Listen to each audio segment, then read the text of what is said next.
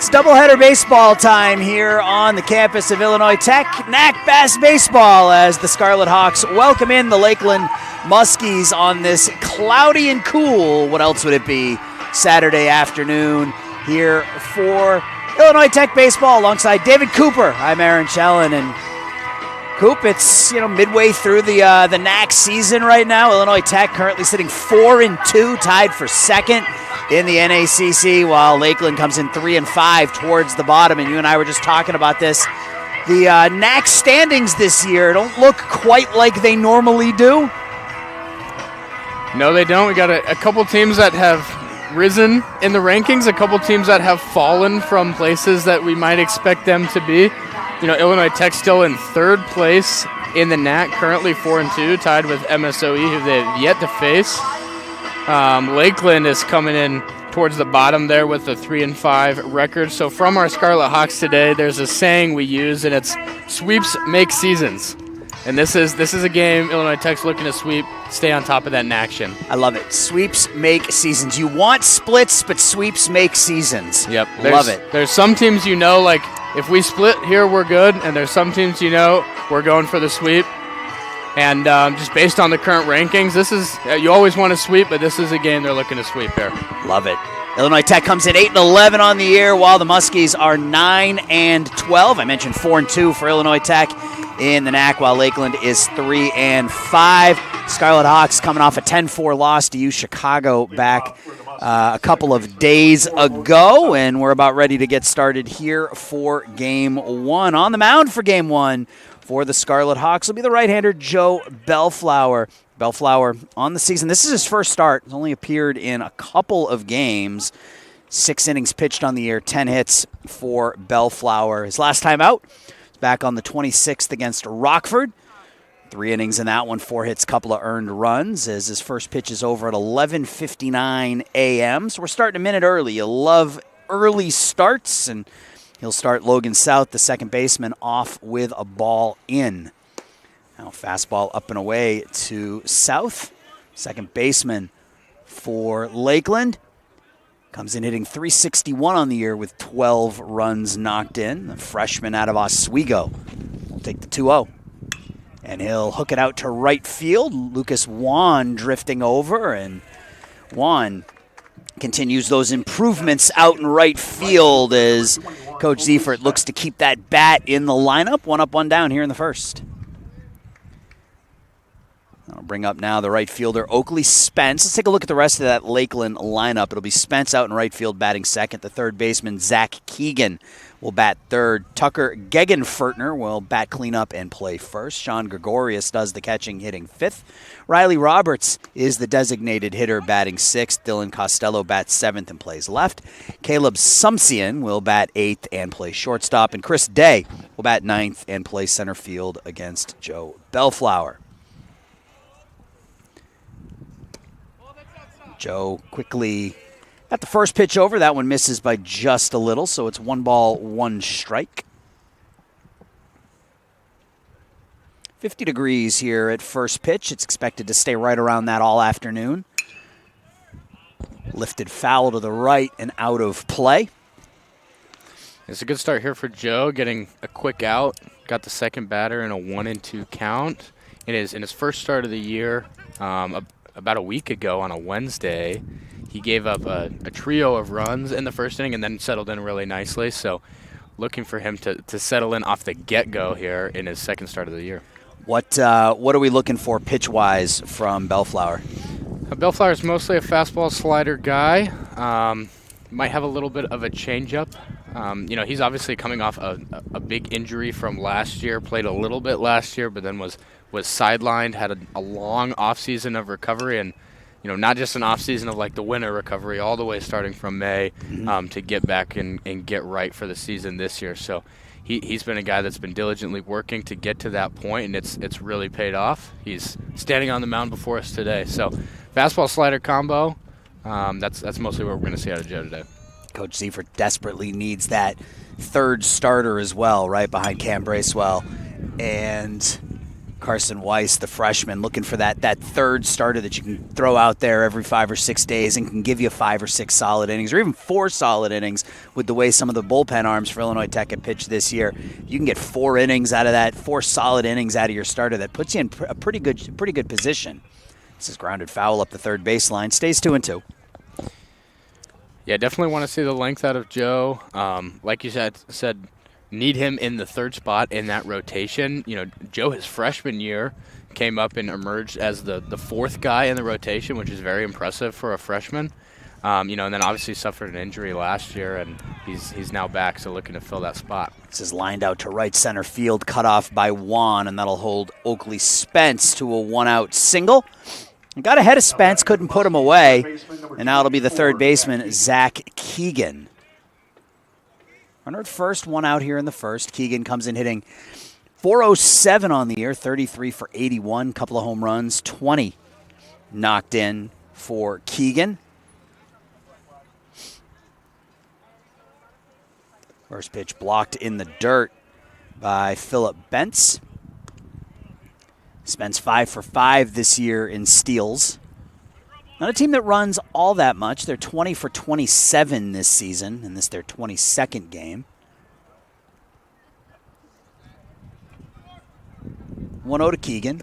Is downstairs 2-0. Defensively for Illinois Tech, it's a defensive alignment that's stayed pretty standard here since Tyler Gutzfeld came back from injury. Jack Finch gets the start at third. Jack Fryer at short. Matt Bovey at second. Michael Paxson over at first. In the outfield after this 2-0 pitch.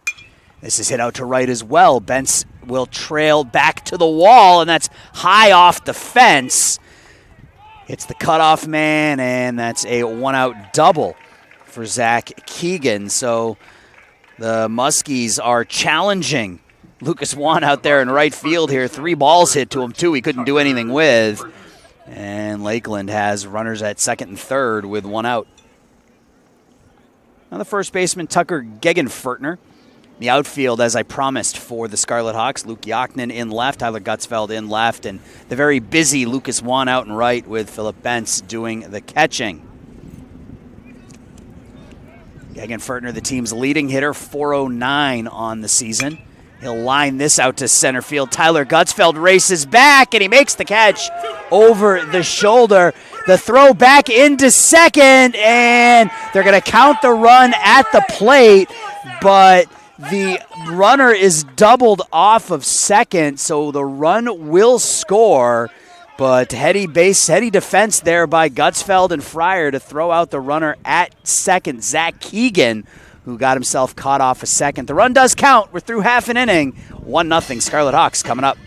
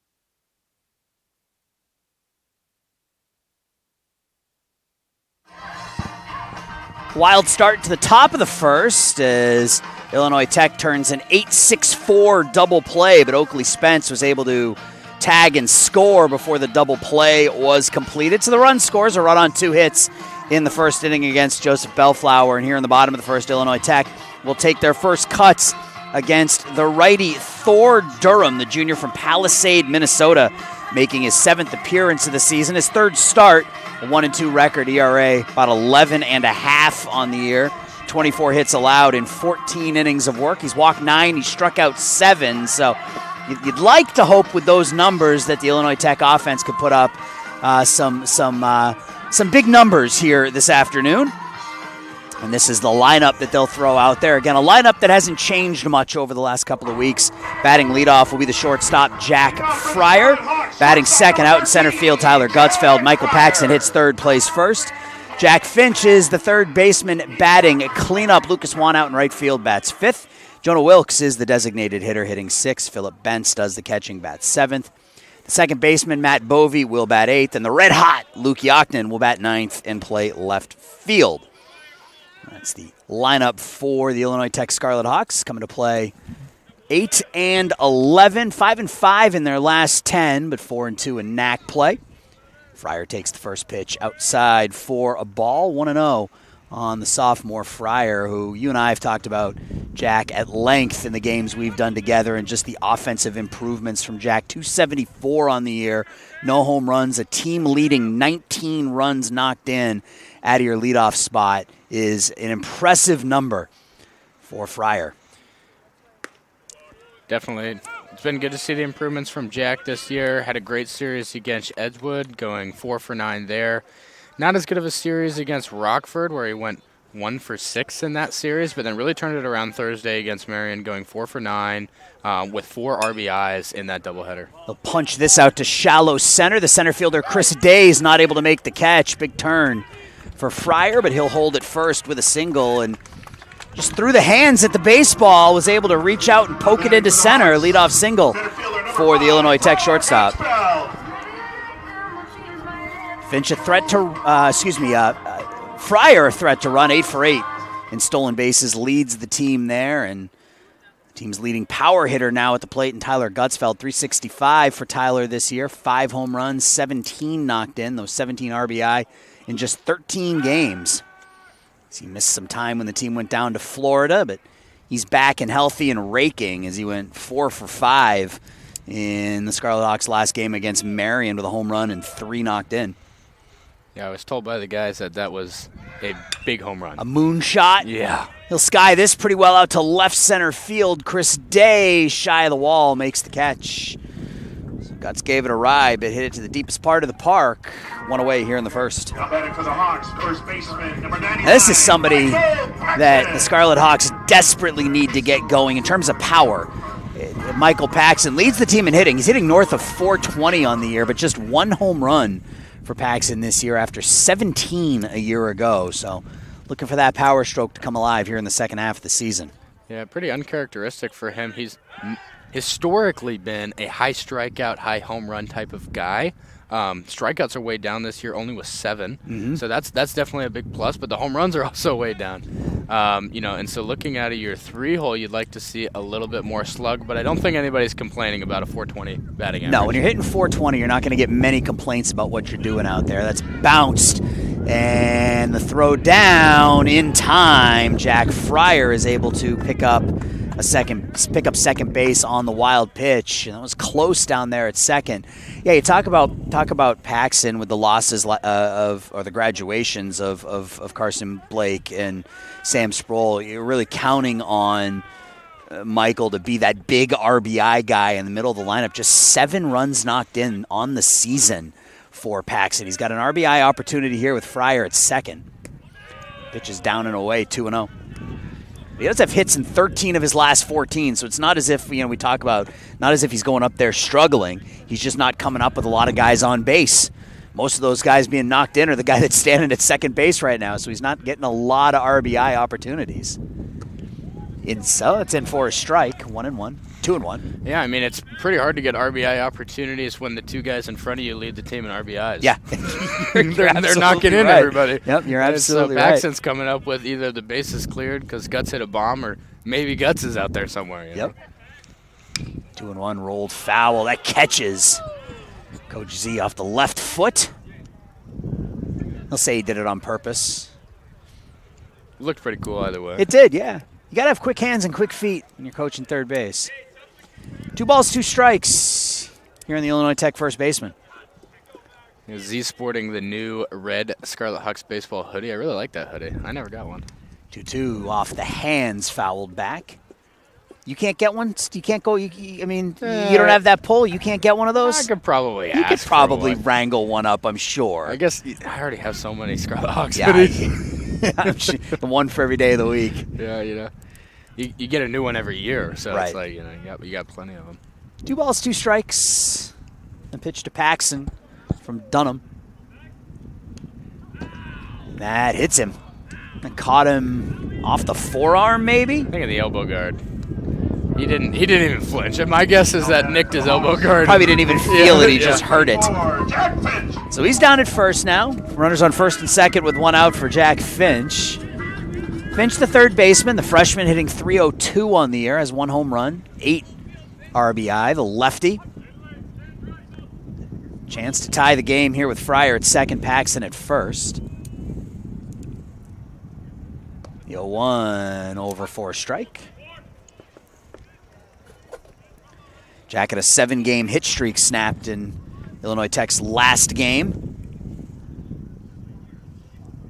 Freshman acclimating himself pretty well. You don't normally see a lot of 300 hitting freshmen, but coming in hitting north of that 300 mark. He'll slice this out to left center field, and there's a sliding catch made by Chris Day. So he's been busy out there as well, as ranging far to his right to make the sliding catch on Finch. 2 outs. Batting for the Hawks, the right fielder, number 18, Lucas Wan. Now it's up to Lucas Wan here. Scarlet Hawks had a runner at second with nobody out. Fryer's still there with 2 outs. And here's Wan at 289 with a couple of RBI.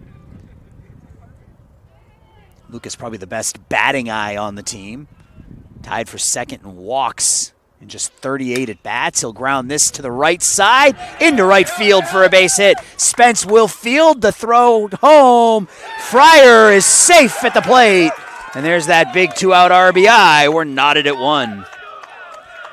And as expected, Fryer jumps up as he is the most energetic guy on this squad. So Lucas Wan wasting no time, tying the game at 1. That's exactly what you want to see.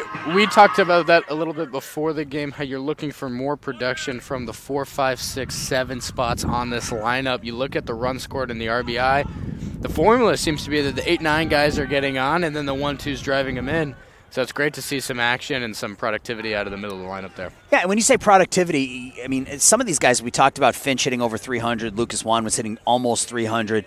Jonah Wilkes has been hot as of late. He's hitting 280. So these guys are contributing. Right. But there's not a lot of run-scoring production out of that 4, 5, 6, 7 kind of in the lineup, and that's kind of what we're looking for. Right, yeah. If you look at the slug numbers for the middle of the lineup and the stolen base numbers, there's not too many. And so that really limits your options when you're going station to station. You need somebody that when guys are going station to station that they're going to drive all of them in, right? Well, here's a big opportunity. Yep, for Philly B. Philip Bentz, the freshman from Rapid City, South Dakota, an opportunity to do some damage here.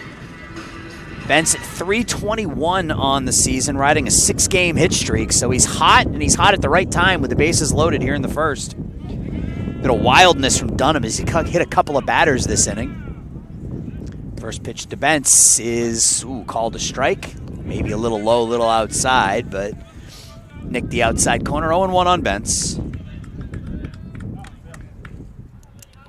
He's got Paxson at third, Wan at second, Wilkes at first. The 0-1, and that hits him.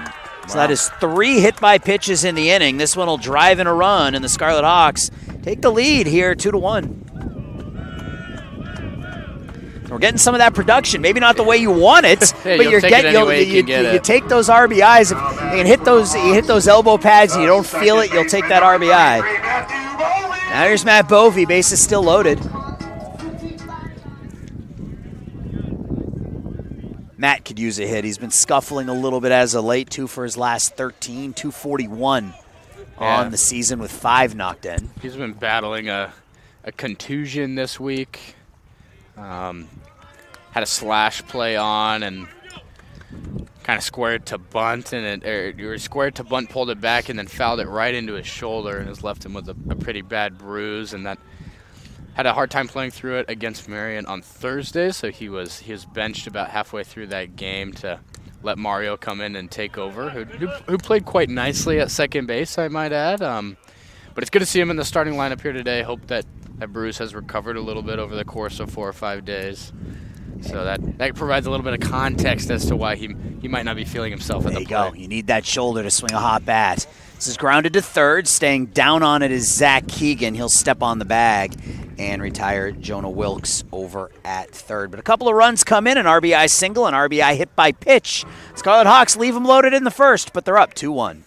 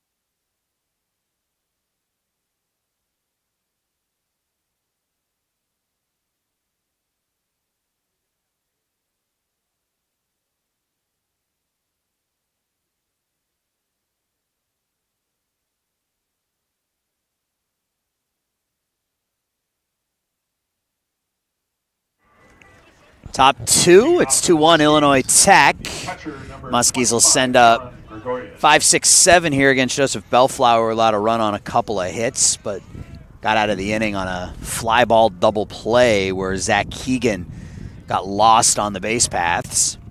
It'll be Gregorius, Roberts, and Costello. Sean Gregorius, the catcher, will swing at the first pitch and ground it into the hole on the left side for a base hit. So Gregorius wastes no time. He reaches first here in the top of the second. Now Riley Roberts. Number 28, Riley Roberts. Roberts, it's his first at bat of the season. Freshman from Chattanooga, Tennessee. Yeah, he has 9 games played. No AB, so I wonder if he's been a pinch running option. Runner type guy, yeah. Well, he has 2 walks, so he does have a couple of plate appearances. That's true. He doesn't have any stolen bases either. Nope, So no official at bats yet. maybe he just got hit 7 other times. There you go. He just attracts the baseball. 1 ball, 1 strike. Gregorius at first. A run on 3 hits so far off Joseph Bellflower. An inning plus. Oh, he's also a pitcher. He's listed in the roster as a pitcher first baseman. So he might where his 9 game played. Yeah, he has appeared in 8 games off the mound. Here's the throw down to second, out by about 5 steps is Sean Gregorius. There's that gun that you talk about from Phillip Bench. Shows you why the freshman is behind home plate as he nails Sean Gregorius trying to steal. Yeah, great job there by Philly B.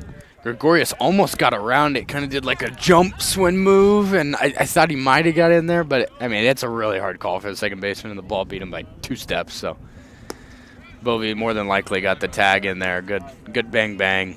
It's not very often that middle infielder has an opportunity to set himself on and decide on where he wants to try to slap that tag when that throw comes down. But that's a great throw by Bentz.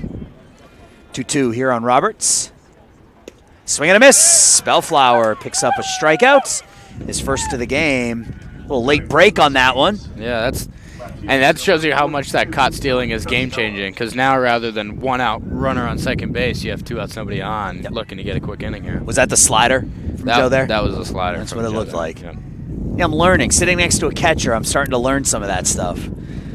Here's Dylan Costello, the left fielder. He'll ground it up the middle. Fryer scoops, spins, throws, and Jack Fryer flashing the leather here, setting down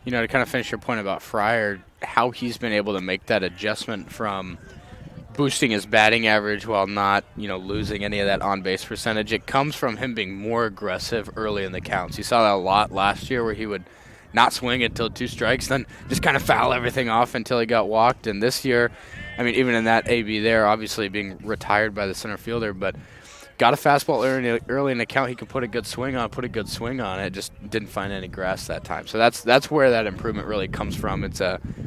He's having confidence in who he is as a baseball player and knowing, like, hey, I can go get pitches that I can hit. 2-1 here on Gutzfeld.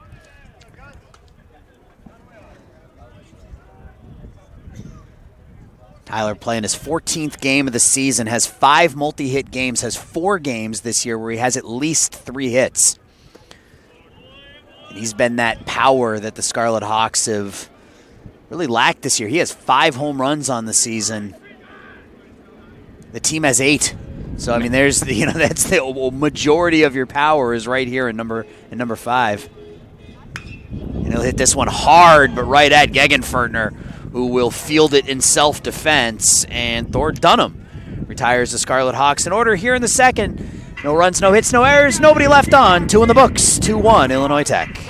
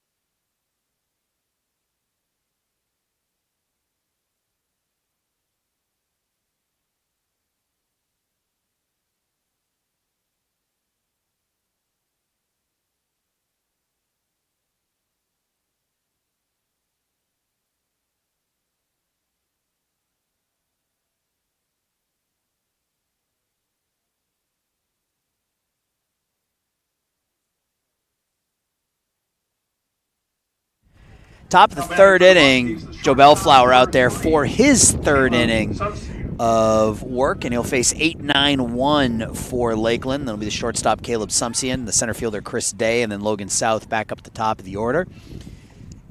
3 hits, no walks, a strikeout for Bellflower so far. Sumsian comes in hitting .219 with a home run, squares to bunt, pulls it back, called a strike, 0-1. 1 home run for Sumsian, 12 runs knocked in. The junior from Dayton, Nevada. We'll see the 0-1 pitch from Joe Bellflower. Fastball a little high, 1-1.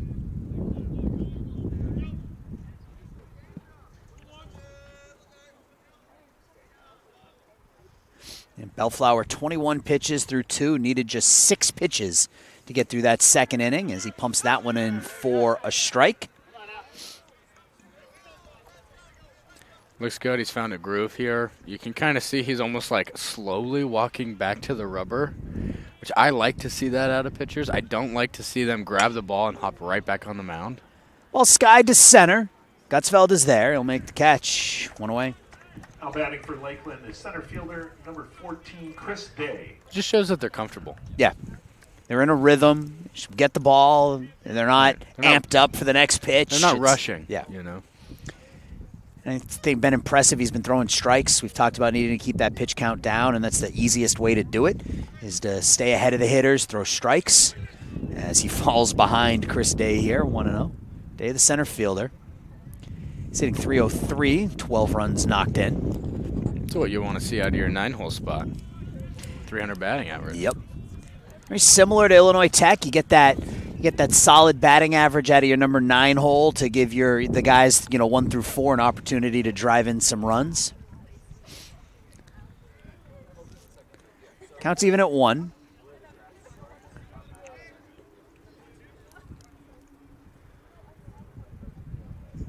High fastball, 2-1. 4 walks, just 1 strikeout coming into play today for Bellflower in his 6 innings of work. So we sort of flipped that script on its head a little bit here through 2 1/3 with 1 strikeout and no walks. And he has gone 3-1 here to the number 9 hitter, Chris Day.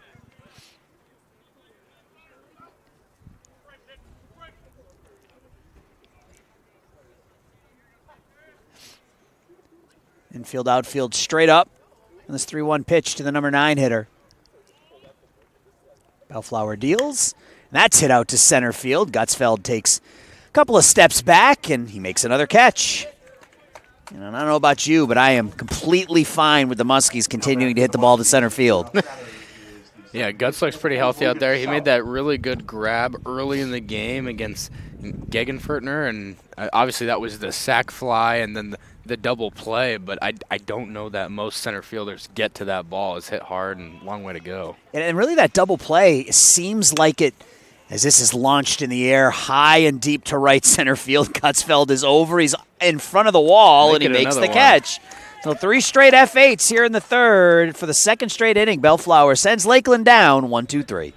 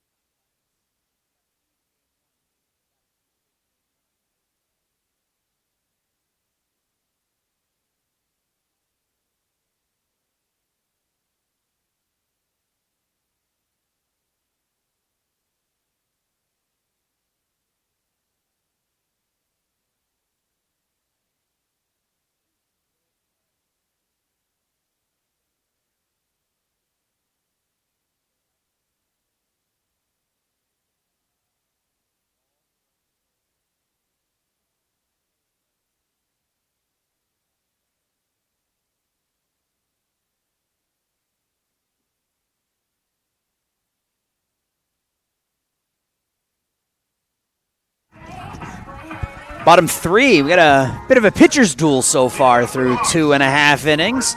Good start for Joe Bellflower. Even if it ends right now, it's a good start. He's retired 8 in a row, 3 innings, 3 hits, 1 earned run. He's got a 2-1 lead, and Scarlet Hawks will send the middle of their order up against Thor Dunham, who retired the side in order in the 2nd. He'll face Paxton Finch in 1. Paxton turns, hooks it to left. Costello is back. He looks up, and it's gone. Oh, foul. Oh, caught me. Caught me. We were talking about it before the game, and I got hyped for it. I knew that one was going foul. I don't think Pax did. He bat flipped and started running off, and I was like, he's joking. He's joking about it. Or he's laughing with the home plate umpire. I thought it was gone too. It's really tough to tell. Because that ball is 40 feet out of the yard, and that the pole only goes maybe 20 feet above the fence. So it's really hard to tell if it's a wraparound or what the situation is there. Well, there's my first blown call of the year, so that'll happen more than once. You weren't alone. The Illinois Tech dugout's still chirping about it a little bit. They wanted it. 1-1 here on Paxton. He was hit by a pitch and scored in the first. He'll turn and send this one out to right center field. Chris Day on the track. He makes the catch running into the wall. So, man, he can't hit the ball much harder in that at bat than Michael Paxton did on 2 swings. I thought that one was going to get out. All he's got is an F8 to show for it. Yeah, again, I think that wind blowing in kept that one in the park. Now Paxton 0 for 1 today with a fly out to center. Now Jack Finch, third baseman, he flew out to center his first time up.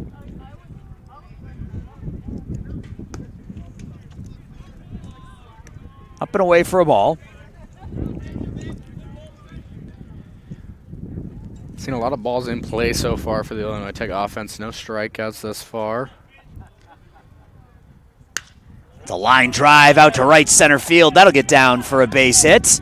over to cut it off is Day, so the freshman Jack Finch had a 7-game hit streak snapped in his last game. Looking to start a new one here as he picks up a 1-out base hits.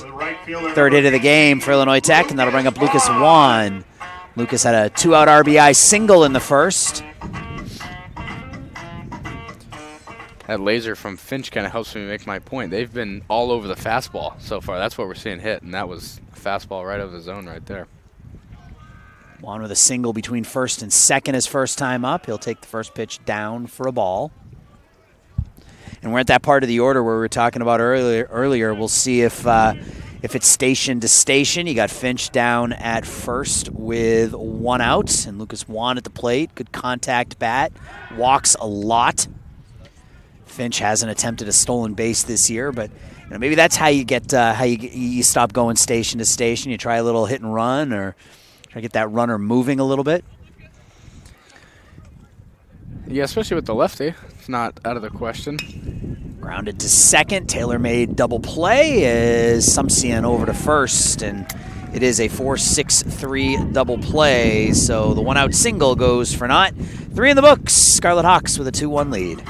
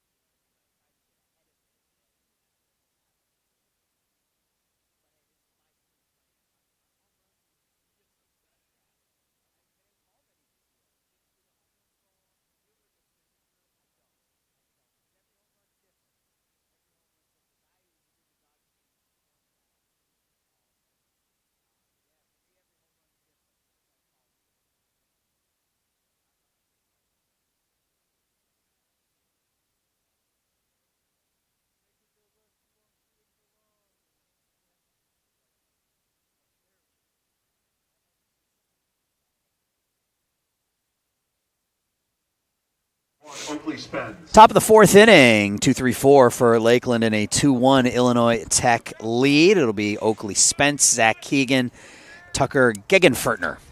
This is the part of the lineup that did damage against Bellflower in the first. Spence singled and scored. First pitch missing away. Give up a hit to Sean Gregorius leading off the second. He was caught stealing. He's pitched really well since that fly ball by Gegenfertner in the first. 1-0 grounded softly to short. Fryer across his body in time to retire Spence. So one quick out here in the fourth, and quick outs has been the I guess the theme of the day so far. As he only needed a couple of pitches to retire Spence. He's only at 33 pitches through 3 1/3 innings. All right, it's kind of the same on the both sides. Is neither of these pitchers really have stuff where they're going to rack up, double-digit strikeout game. So it's who can win the game of missing barrels, right? When you can't miss bats, you got to miss barrels, and so far Joe's been able to do that. First pitch in for a strike to Keegan. Keegan doubled to right field his first time up. That was off the fence out there in right.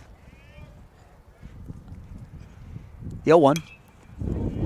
Fouled out of play, 0-2. Good slider there, bottom of the zone. That's what he got the rollover there to Fryer on. He's had a very healthy mix of both pitches, which we've seen when pitchers really depend on one, that can come back to bite them. So I'm liking that Joe's able to get multiple different pitches in the zone so far and kind of keep the hitters off balance. Yeah, when you only have really 2 pitches, you need to be willing to mix them up. Definitely. You can't live on just one. The 1-2. And there's that slider again. That was a good one to get Keegan for his second strikeout of the game. Yeah, both the strikeouts so far coming on low outside sliders outside the zone. That's exactly where you want it for the strikeout pitch. So he's getting both pitches exactly where he wants it right now, and that's leading to a lot of quick outs. Second time through the lineup, he's having some success, retiring South, Spence, and Keegan so far. 2 outs for Gegenfertner, who hit the ball hard out to right center field his first time up, but Gutzfeld ran it down out there and then doubled off Keegan, who had taken off from second. I think he just assumed that ball was going to find the gap, but Guts out there in center field showed why he's one of the best all-around defenders in this league. That's fouled off, 1-1.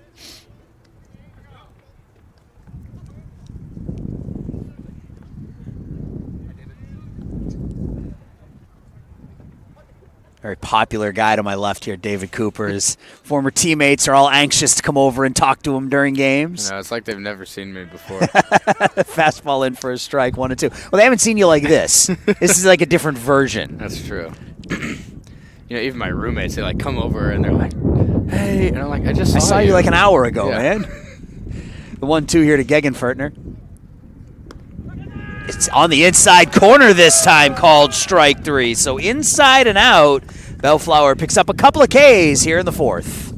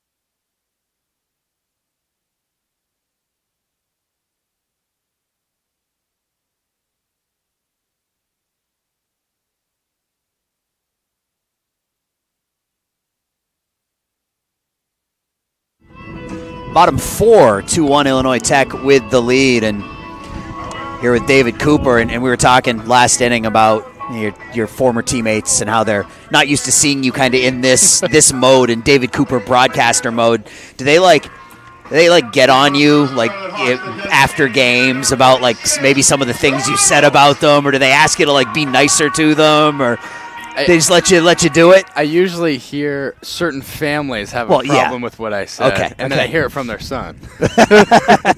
It's always families that I'm close with, so we joke about it. All right, well, that's fair. As Jonah Wilkes drops a first pitch single into right field, leadoff man on here for Illinois Tech in the 4th, and that's just part of the game, man. If you're gonna do this, that's something you just sort of have to accept. The saying "you can't please everyone" is a real thing. So, no doubt. Here's Phillip Bentz. Spence was hit by a pitch, drove in a run in that first inning. Now 4-game hit streak for Jonah. Nice to see him rounding into shape now that he's healthy. He's on fire. This is popped into shallow right. Logan South is back and he'll make the catch. Hip high, 1 away in the 4th.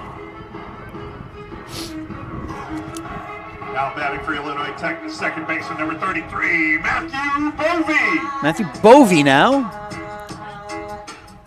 40 pitches for Thor Dunham through 3, so neither pitcher really being taxed at all here through 3.5 innings.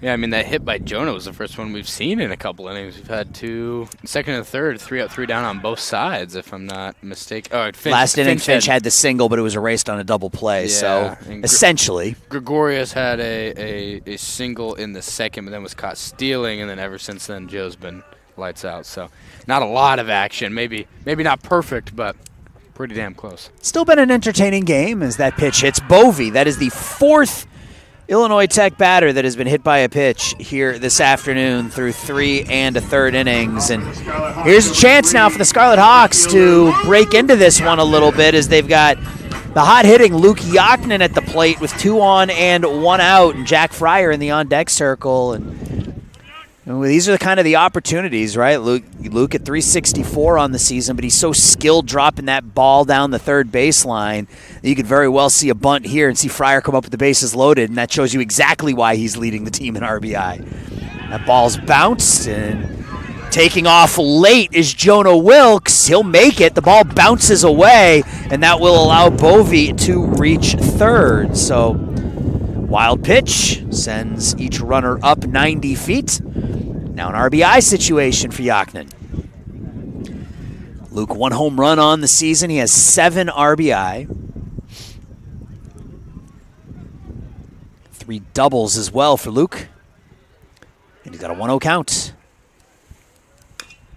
Chops it slowly up the third base line, and that will hit the edge of the grass and roll foul. That was likely going to be an RBI for Yaknin, as that ball was not hit all that fast. Yeah, I was told this week that they've been working on new leads off of third base to get better jumps on ground balls exactly like that one. I mean, you saw Jonah there basically crossing the plate by the time that ball's fielded foul.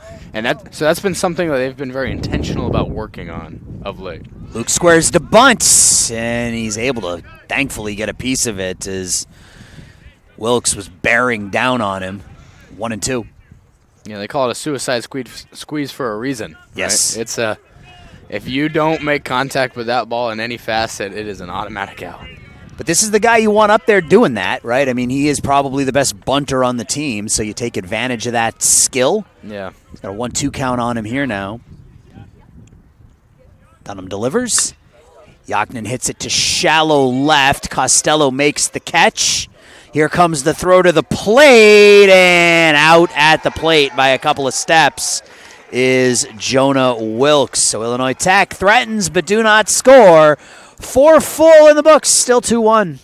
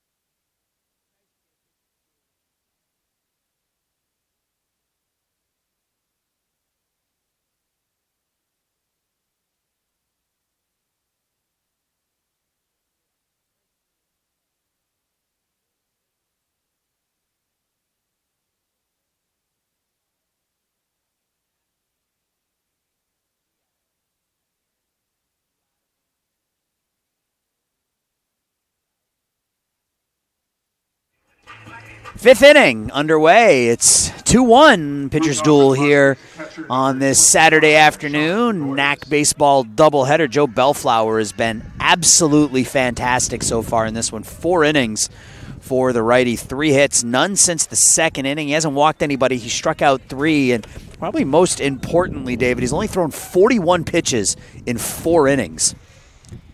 Yeah, we were just talking about off the air how important that is, because Illinois Tech Scarlet Hawks played doubleheader against Marion Thursday. That was supposed to be last Saturday, got rescheduled because of the rain, and so you got a lot of arms coming off short rest, which gives you limited options in the bullpen. This is popped up on the right side. Paxson drifting into foul territory. Is he going to have room? And I think he makes the catch. He gets the double finger point from Joe Bellflower, so going to assume that Michael Paxson made the catch over there in foul territory for the first out. And again, he's all over the plate. That was strike, pop out from Bellflower, and that's what we've seen through 4 1/3 innings now. I think he's gone to 1 3-ball count in the entire game. Right. And you haven't even seen that out of the 1-2 from the Scarlet Hawks so far. Here's Riley Roberts. He struck out his first time up, and once again, a first pitch slider over first strike, 0-1. He's just getting ahead of everybody. And you said it earlier, not missing bats, but missing barrels. He's quickly up 0-2. There's a lot of guys on the Illinois Tech roster, and throughout all of D3 that you got to miss barrels rather than trying to miss bats. There's that slider again. That is working for Joe Bellflower. Give him 4 strikeouts, 2 outs here in the 5th. Left fielder number 42, Dylan Costello. I mean, you've caught Joe a handful of times. Has he ever looked this in control to you? Yeah, there's definitely times freshman year that I can lean that I can lean back to where like Joe's on. But we haven't seen that Joe in a long time. I mean, that was 2 years ago that we saw that Joe. So this is really good to see. 2 sliders, 2 strikes to Dylan Costello, who's 0 for 1. Quickly 0-2. And he's not wasting. We've talked about waste pitches on these 0-2 counts. He's not even doing that. He's going right after these hitters. This is hit out to right. Lucas Wan is back. He's in front of the wall. He makes the catch. And, yeah, it's just another quick 1-2-3 inning for Joseph Bellflower. That's 14 straight batters retired by the Illinois Tech right-hander.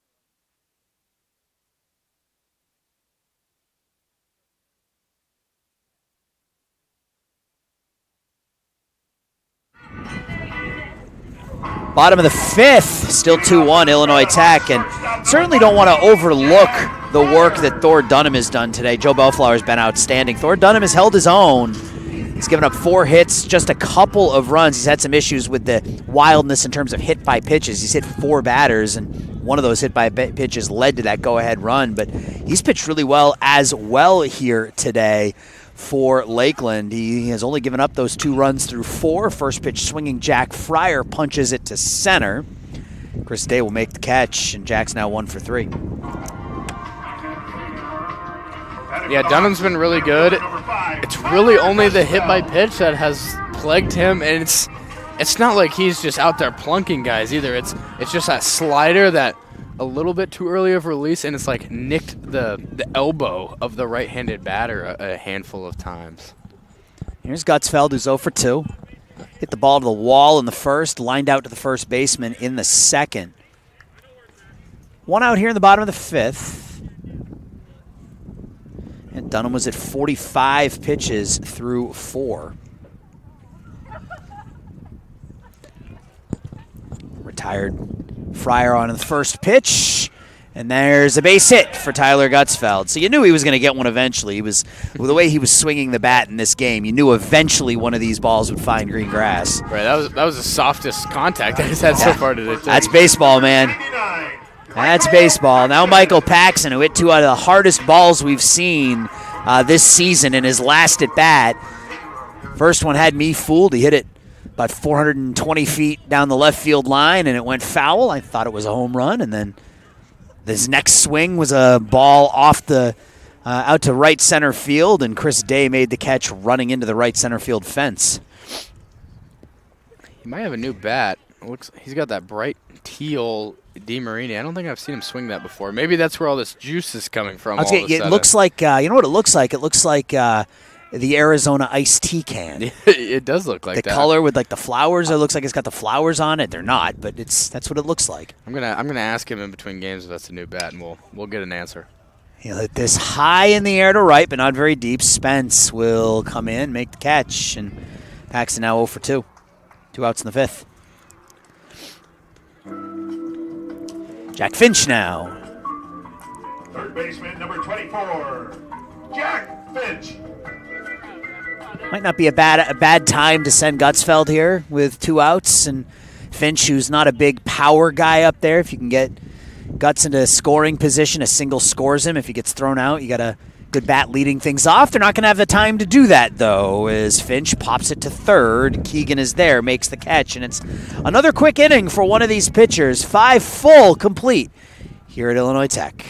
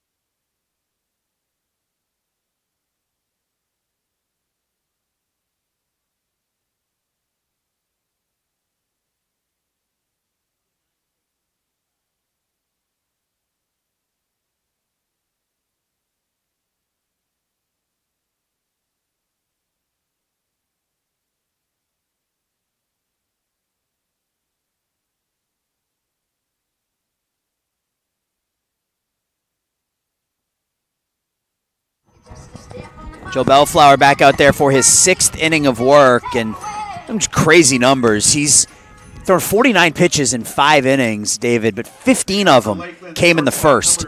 So quick math tells you that he's only needed 34 pitches to get through the last 4 innings. That is efficiency at its finest. Yeah, usually the goal is 12 innings, or 12 pitches per inning, excuse me, and he's well under that mark in the last few. At 49 through 5, he'll face Sumpsian, Day, and South here in the 6th. And he'll start Sumpsian off with a slider down and away, 1-0. Sumpsian flew out to center back in the 3rd. He's the only batter to go to 3 balls against Bellflower here today. That slider's dropped over for a strike, 1-1.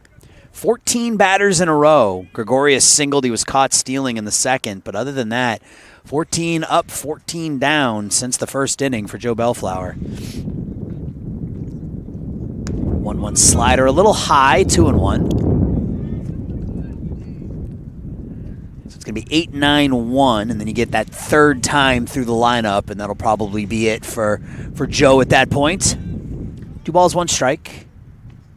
Another slider. That's 4 straight sliders. He's missed with 3 of them. It's 3-1.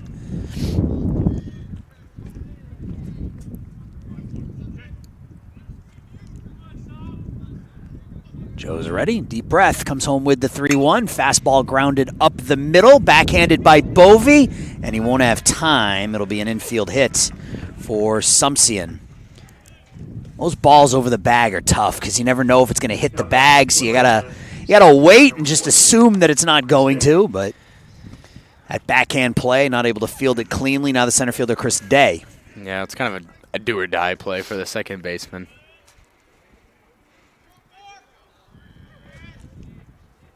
Squaring to bunt, pops it foul. Day flew out to center in the third as well. All three batters in the third inning flew out to Tyler Gutzfeld out there in center field. Day, a 300 hitter this season, batting out of the number 9 spot. That was the 4th hit of the game for Lakeland. 3 singles and a double off Bellflower so far.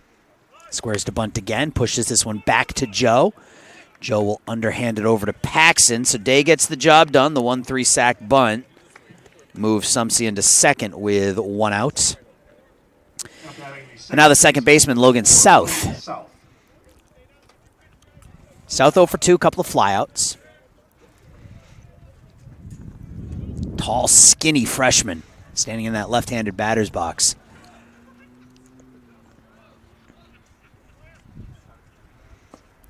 First pitch down and away, 1-0.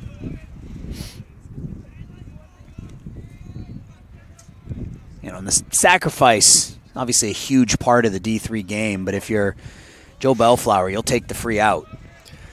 Yeah, you got a 1-run lead here. You don't love to see a runner in scoring position with 1 out, but if they're going to hand you an out, then you might as well take it. Yep, absolutely. 2 balls, no strikes here on the second baseman, South. I mean, with the way that Joe's throwing, I don't think he really cares. In his mind, he's finishing this inning without any run scoring. Well, we'll hope you're right. The 2-0 to South. It's a fastball missing away, 3-0. So you can see maybe that fatigue setting in here a little bit in the 6th inning, David. He went 3-1 on Sumsian before giving up an infield single. He's fallen behind South here 3-0. Only 1 3-ball count in the game prior to this inning. Got 2 here in the 6th. 3-0 now on South. And he walks him on 4 pitches. First walk of the game issued by Joe Bellflower. He's got 4 strikeouts. And now the go-ahead run on at first for Oakley Spence.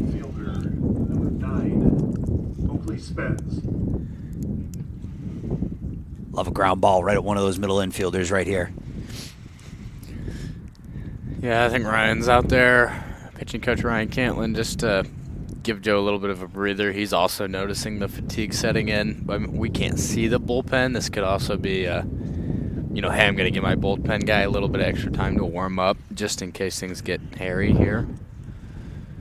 He was at 49 pitches through 5. He's at that 60 mark right now, so that was the number you talked about before the game, but I'm sure Ed Ziefert wants to give him every opportunity to get through 6 if he can, given how that start is gone. Right, those are soft numbers. And with the way that Joe has pitched thus far, I guess, minus a couple hitters counts in this inning, he's looked tremendous. Yeah, you talk about high pressure and low pressure pitches, right? He's thrown 60 very low pressure pitches. So not a lot of strain on that arm. It's 0-1 on Spence.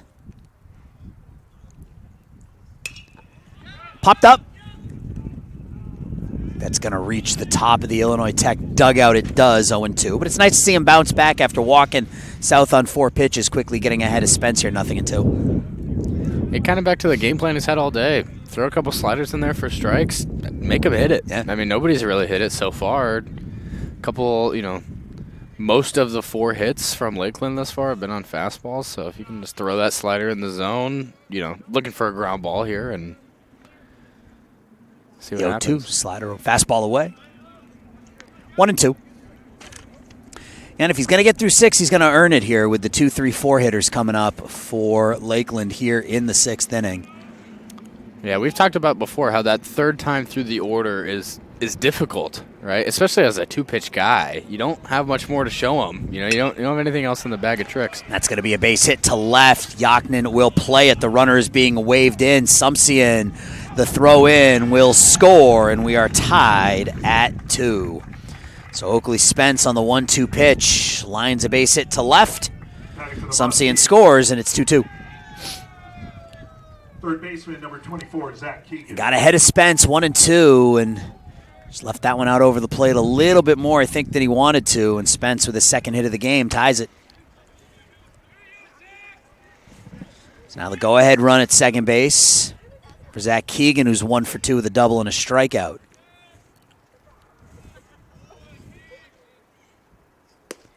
Fastball up, 1-0.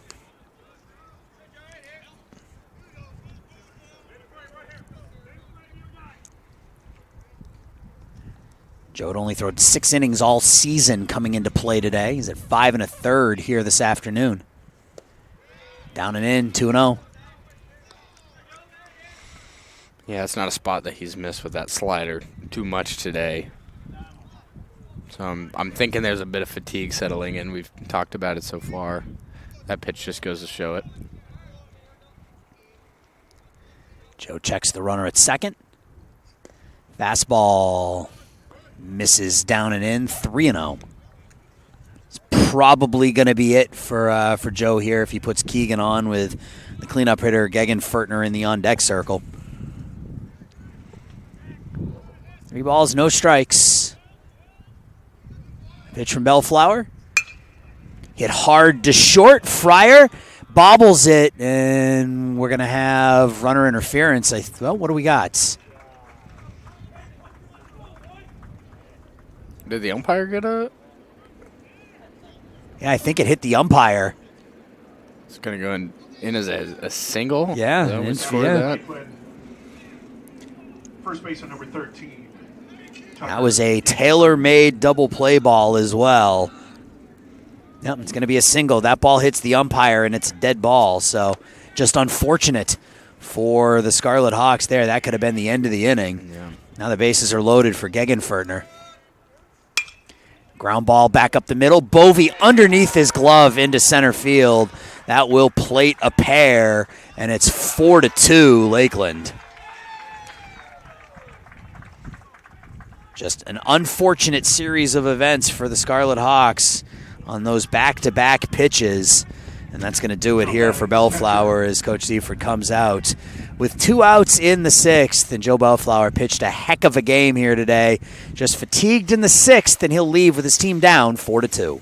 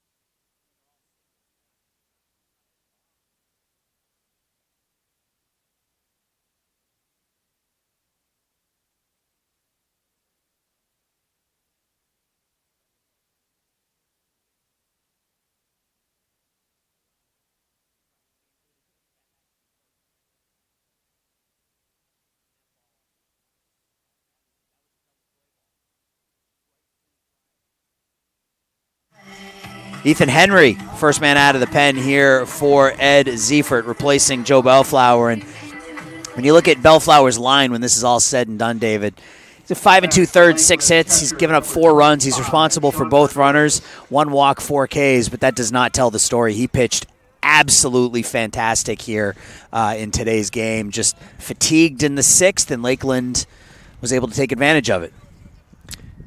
Yeah, great day from Joe. I mean, through the 2nd, through the 5th inning. Yeah, 14 in a row. You put up 4 zeros out there on the scoreboard. You can't ask for much more out of your starter than, especially someone coming back from injury, to be able to do that. Here's Ethan Henry making his 6th appearance of the season. He's 1-0 as a sub-4 ERA. Fastball over for a strike. Henry 11 2/3 innings on the season, 9 hits. He's walked 7. He struck out 10. Opponents are hitting an even 200 off of the senior from Michigan. Checks the runner at second. Throws the fastball low, 2-1. This is Sean Gregorius, the catcher, who's 1 for 2. Singled, was caught stealing in the 2nd, popped out to Paxson in foul territory last inning.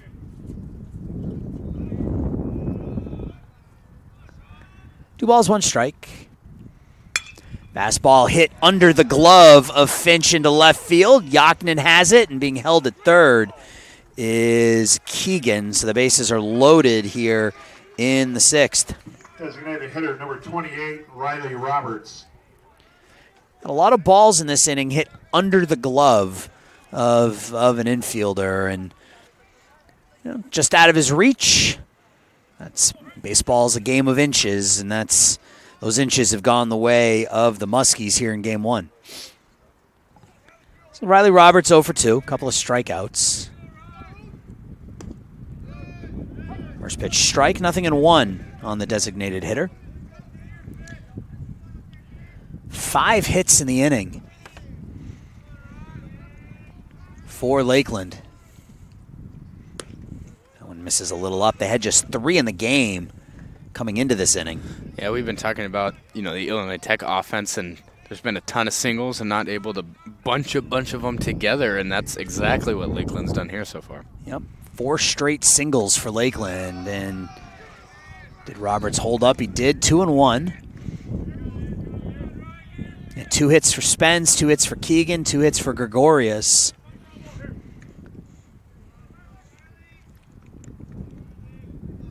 And now a 2-1 pitch to Riley Roberts. Fastball hit to right center field. No one's going to get that. That'll split the gap, roll all the way to the wall.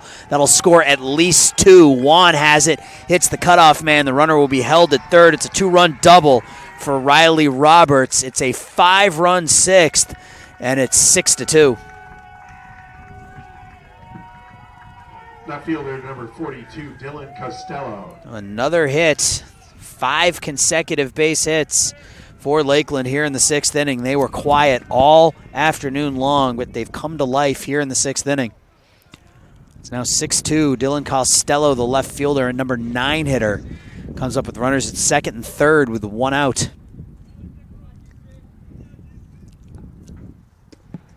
Over for a strike. So yeah, that line for Joe Bellflower does not look great when it's all said and done. 5 2/3, 6 hits, 6 runs. They were all earned. He walked 1, he struck out 4, and he pitched great. Makes you wonder if that ball doesn't hit the umpire. Yep. Does this look like a different inning? I mean, that ball, if it doesn't hit the umpire, that's a tailor-made 6-4-3 double play ball. You get out of the inning with it 2-2. And things look a lot different, but that's baseball for you. 1-1 in the dirt, blocked there by Bentz. 2-1. Great stops by Philly B. I've been very vocal with praise for Philly B as a freshman defensive catcher, and I mean blocks like that, they go underlooked by the average spectator, but that's 2 runs that he just saved right there. And with that runner down at third base, absolutely. 2-1 missing away, 3-1.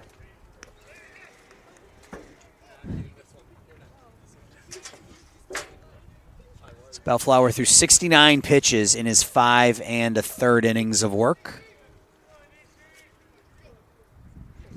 3 balls, 1 strike. Another line drive into right field. That'll get down for a base hit. That'll score a run. Moving up to third is Riley Roberts. Dylan Costello joins the hit parade here for Lakeland with an RBI single to right. 6 consecutive hits, 7 straight runners have reached. It's a 6-run 6th inning, and it's 7-2. Now Caleb Sumsian started the inning with an infield single. And we've talked about this before, and the perspective of D3 baseball, it's all about limiting that big inning. So far, Lakeland has that big inning here right now. Yeah, and there were a couple of instances where Illinois Tech, unfortunate. We talked about the ball off the umpire, but the next batter hit a ball up the middle that went just under the glove of Matt Bovey into center field, and there was a ball hit down to Jack Finch at third that went just under his glove at third. So, a couple of these balls left or right, 2 or 3 inches the other way, and this 6-run inning is a 1-run inning or a 2-run inning, and we're talking about something very different. But right now it's a 6-run inning, and Lakeland threatening for more. The only out in the inning was on a sac bunt. Productive out. Yeah. 7 hits, a walk, and a sac bunt in the inning for Lakeland. That run was charged to Henry. The throw down won't be in time. That hits the runner. That was a fortunate bounce for Illinois Tech. That looked like that was ticketed for center field, and Riley Roberts would have come home to score, but hit the runner. He had to hold up. So second and third now with 1 out and a 2-1 count on Sumsian.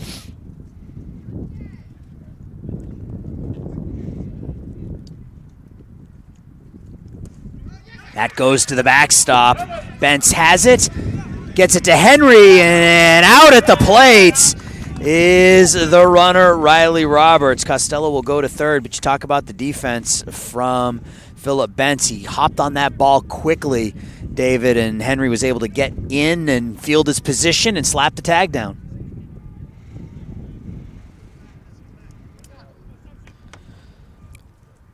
Yeah, Philly B's had his work cut out for him this inning and just wasn't quite able to get to that one. He's made like 4 or 5 tremendous blocks so far this inning, and that one's just a little bit too far outside of his frame to be able to get to, but doesn't matter. Got an out out of it. Out of it, yeah. It doesn't matter how you get the outs as Sumsian walks. Now the 11th man to hit in the inning, Chris Day, comes up with runners to the corners with 2 outs.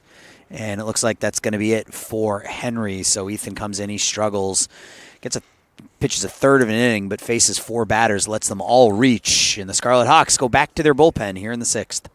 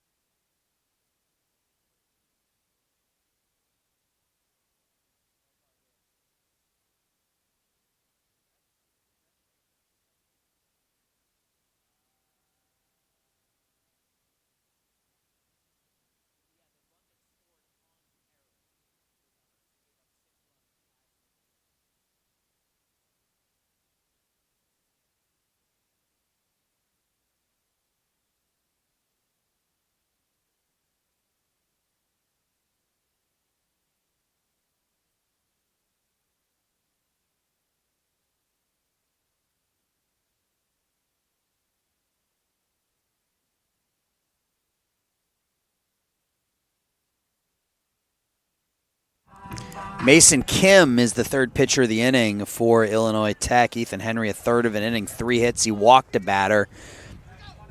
He is responsible for the runners at first and third. And Mason Kim will face the number 9 hitter, Chris Day, who's the 11th man to hit in the inning. Day 0 for 1. Fly out in a sac bunt earlier this inning. In the dirt, 1-0. And baseball is a funny game, isn't it? All the good that happened in those first 5 innings, it just takes about 8 minutes of gameplay for it all to be reversed. Yep, it does. Fouled straight back. Did you flinch? I did a little bit. I don't feel bad if you flinch. I almost dove out of the way. I was looking at my book and then just looked up and there was a ball about halfway to us. 1 ball, 1 strike here on Day.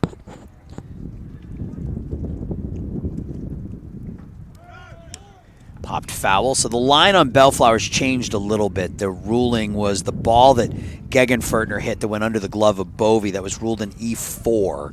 So Joe, 5 1/3 innings, 6 hits, 6 runs. 5 of them were earned. 1 walk, 4 Ks.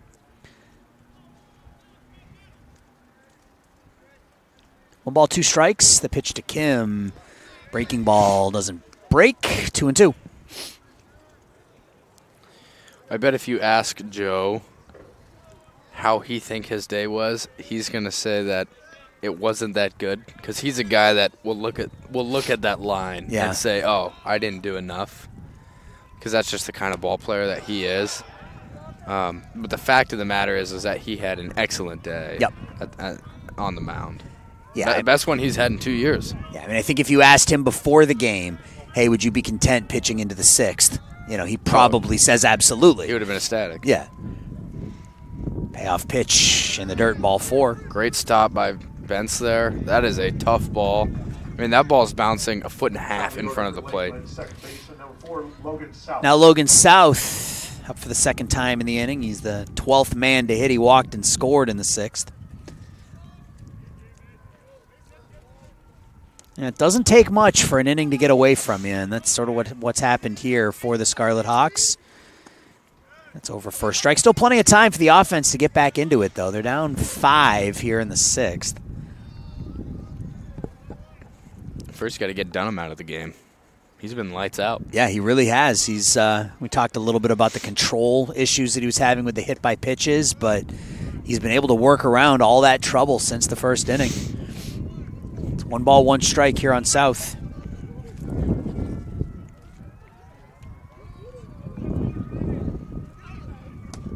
Fastball high, 2-1. Oakley Spence due up next.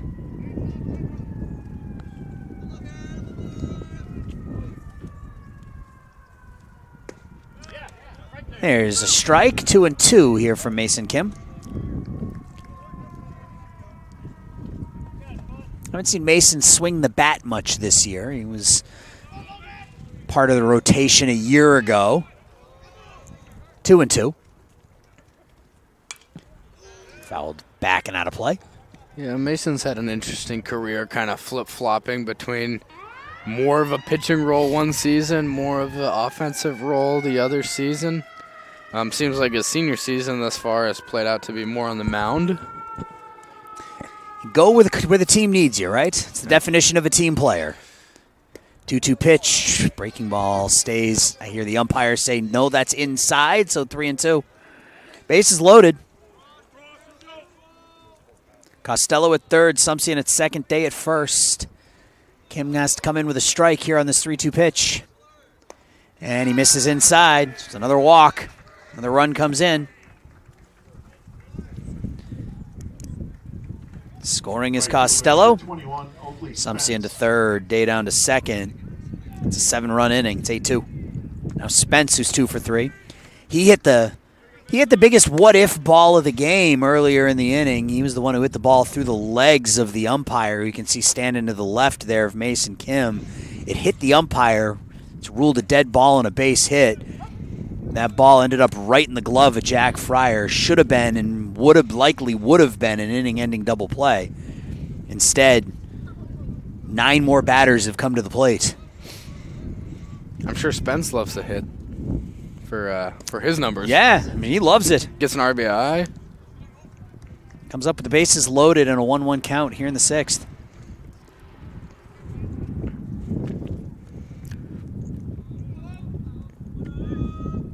Spence 2 for 3, 2 runs scored.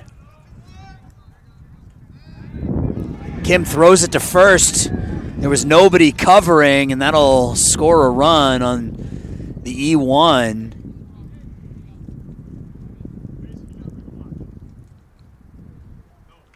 Now the run scores. Just a throwing error, E1.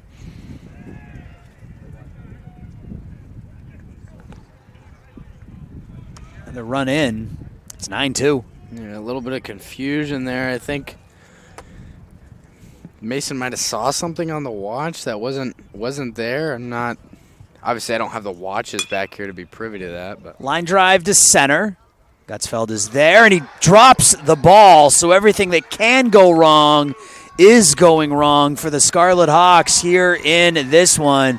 The normally sure-handed Tyler Gutzfeld drops a line drive that's hit right at him. 2 more runs come in to score on the E8, and it's a 10-run 6th inning. It's 11-2. Batter, third baseman, number 24, Zach Keegan. Not for sure that was going to be the end of the inning right there, but when it rains, it pours, and it's 11-2 Lakeland.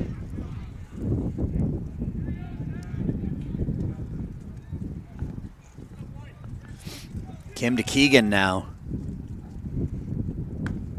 Fastball up.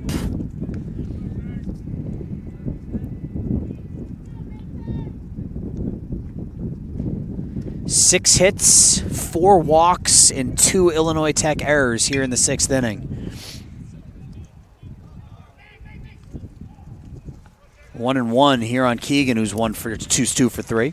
A single, a double, and a strikeout.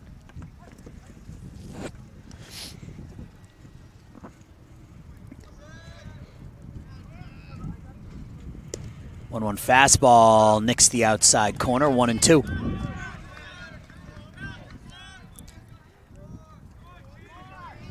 You and I have done 3 or 4 games together now, and it's a pretty easy formula for the Scarlet Hawks. Here's a ground ball back to Bovey.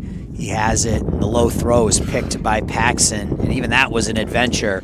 That retires Keegan. We'll talk about that. We'll finish my thought on the other side. A 10-run inning. Scarlet Hawks down big.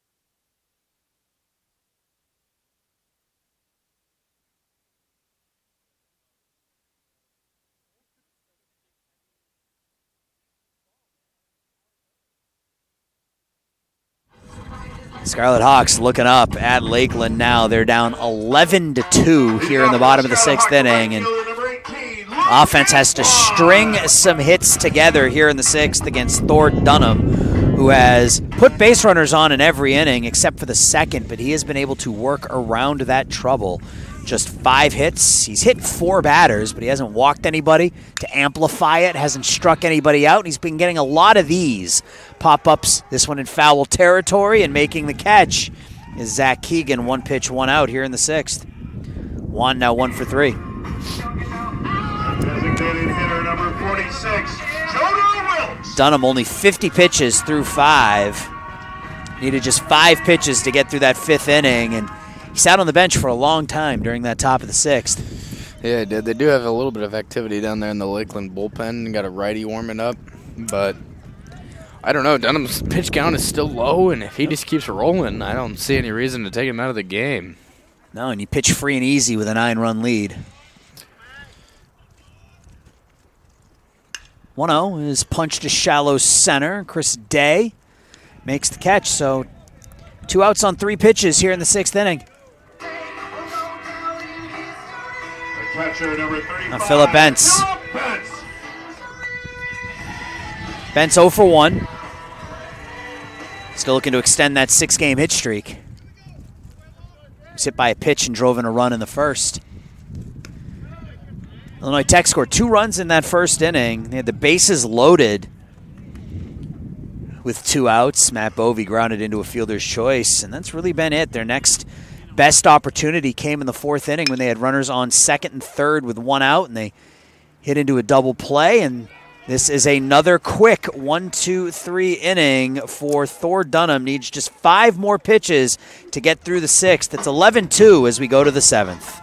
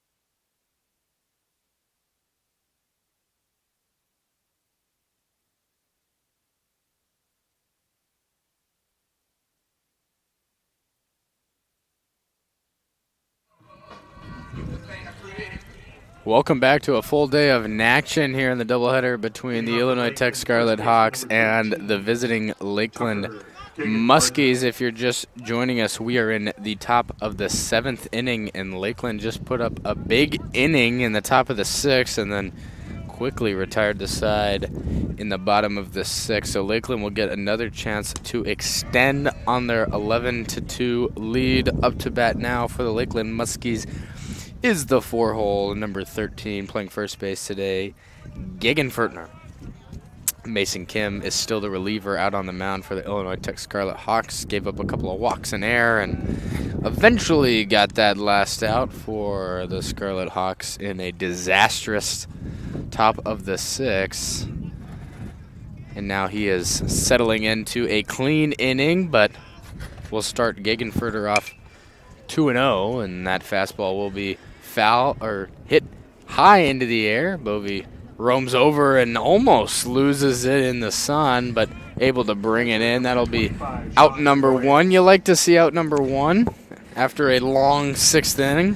Yeah, absolutely. And you hear sometimes about how outfielders and infielders on high pop-ups can kind of lose the ball in the sun. On days like today, it's probably even worse. You get a bit of a hazy sun, right, and a sky that matches the color of the ball.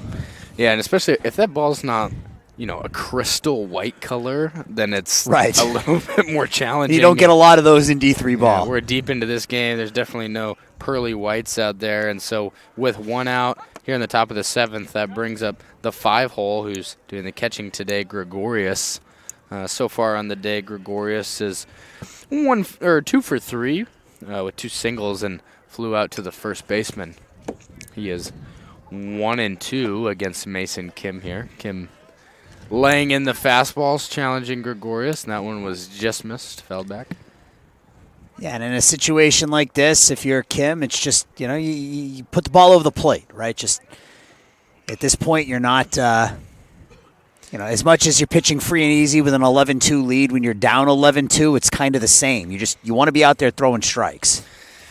Yeah, you can't do much more damage than what's Right. already been done. Right. So it's a lot of pressure when, he comes into that top of the 6th and his task was stopping the bleeding. Now that he's got a clean inning, he's just going to go to work here against these Lakeland hitters. Got 1 out so far. Got Gregorius here at a 1-2 count. That ball is hit up the middle sharply, and it's going to just squeeze in between Jack Fryer and Matthew Bovey. Nobody able to get over there in time. Hit just a little bit too hard, and that'll be the 3rd single on the day for Gregorius and bring up the 6th hitter who's DHing today, Roberts. And you saw Mason Kim stick that pitching hand up to try to knock that ball down, then pulled it back quickly and threw the glove up. That's reactionary. You can try to drill that into a pitcher's head to not stick your pitching hand up, but they're going to do it every single time. You would expect a little bit more out of Mason because he does have a lot of experience playing at third base, but I think there's something about being on the mound and the ball comes back at you so quickly. It's entirely instinct, even more so than third base in a lot of cases. Gets a fastball in there for strike 1. We got a 1-1 count now on Roberts. Gregorius over on second base. Haven't seen a lot of action on the base pass from Lakeland, and now with an 11-2 lead, it's unlikely that they'll put anybody in motion. It's a curveball. Gets over the head of a ducking Roberts. Yeah, I mean, they didn't have many opportunities to run during those first, 5+ innings when Bellflower was locked in. They didn't have any base runners. The one time they tried to run, Bentz threw out Gregorius by about 3 steps. Right. So they just didn't have many chances to, and now they don't need to. Yeah, definitely don't need to now, and Kim able to get a swing and a miss from Roberts on the fastball upstairs. So you got a double play in order here, if you can get a ground ball. Wind is coming in pretty hard now from right center field. The wind keeps changing up on us. Yeah, it was coming in from left earlier. Now it's coming. It's always in. It's never out. It's always the one constant is that wind is always blowing in. Right, it's always coming in from the lake. Yes. And it's always cold. Yes. It's never warm. It's never a warm breeze that we get. It's always quite chilly. The fastball swung on and missed in the about 3 or 4 balls above the zone. So Kim will record his first strikeout of the day, and that will give the Illinois Tech Scarlet Hawks 2 outs here in the top of the 7th and bring up the left fielder Costello. It's the 3rd time Roberts has struck out today, twice against Joe Bellflower. Joe struck out 4, walked 1 in his 5 1/3 innings.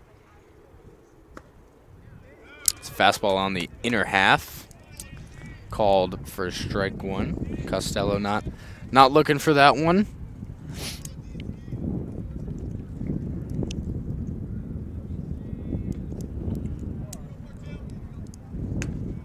The fastball upstairs that will miss. So a lot of fastballs here from Mason Kim so far at the top of the 7th. We saw a bit more curveballs when there was runners in scoring position. That kind of seems to be his game plan a little bit.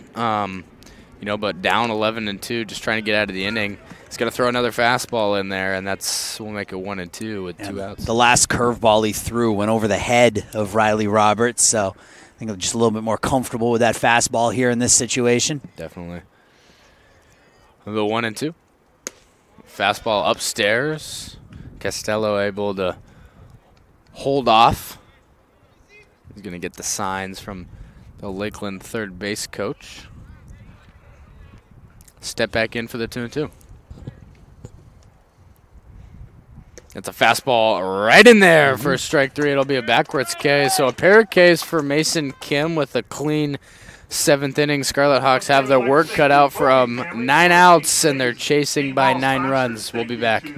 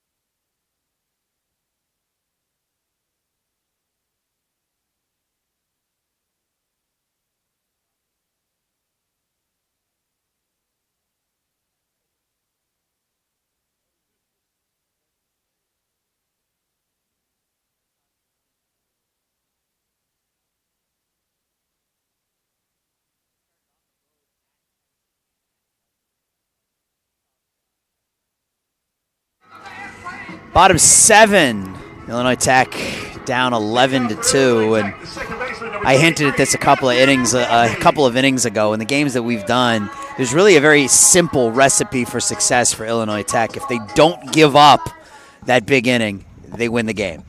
They've had games where they've given up 3 in an inning, you give up 4 in an inning, that's okay. You can rebound from that. But we've had the last 2 games that you and I have done together, they gave up a 10-run inning and a 9-run inning. And you just, it sounds obvious, but you simply can't do that and win baseball games. Yeah, I mean, besides what it looks like on the scoreboard, it's just deflating for the dugout. It's like, oh, we got a lot of work cut out for us now. And it takes a special series of events and special guys to be able to rally back at that point. We've seen Illinois Tech give out some of those big innings so far this season, but haven't seen them able to surmount them so far. Matt Bovey turns it, hooks it pretty well to left. Costello is on the track, and he won't get it. That'll go up against the wall. Matt Bovey will have a leadoff double here, leading off the 9th inning. It's not something you see Matt do very often, and turn and pull a ball out there, but he picks up a leadoff double. Yeah, and the offense is talking to Joe in the dugout saying, look, this isn't on you, right? The defense as well. This isn't on you. He pitched really, really well, and he didn't get the run support from the offense, and then the defense kind of let him down a little, let the pitching staff in general down a little bit in that inning as well. So, right. But a lot as much as everything has to go right for your side when you put up a 10-run inning, a lot has to go wrong for the other side, and a lot went wrong there, whether it was the 4 walks or the 2 errors. It's just right. An unfortunate series of events for Illinois Tech in that 6th inning, and now they got to battle back. They've got Bovey at second with nobody out, and a 1-0 count here on Yaknin. And a pitcher that came into the game with an ERA of 11.5, and we're going to count that as 1 disengagement. For some reason, I'm not quite sure. Because he didn't throw it to the base, the umpire said. Okay. I guess. The throw was off the line. It was towards the shortstop side of the bag. Yaknin squares to bunt, called the ball. Second time Yaknin's done that, excuse me. I'm a little bit surprised. You don't normally see guys trying to lay down a sac bunt in down 11-2. 2-0. He keeps pulling it back, so you think maybe it's just there to try to throw off the pitcher a little bit. He's been locked in. Thor Dunham has not given up a run since that first inning, so anything he can do to try to disrupt that rhythm a little bit. 2 balls, 1 strike. The pitch to Luke. A little low, 3-1.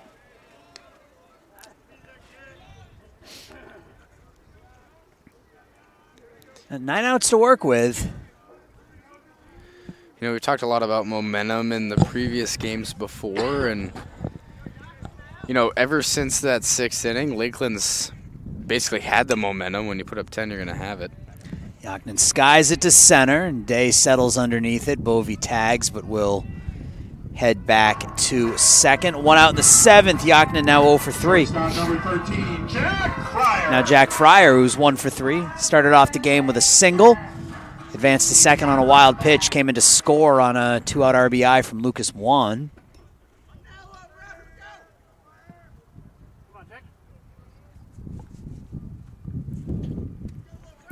Fryer, the team leader in RBI with 19, has an RBI situation here with Bovey at second and 1 out.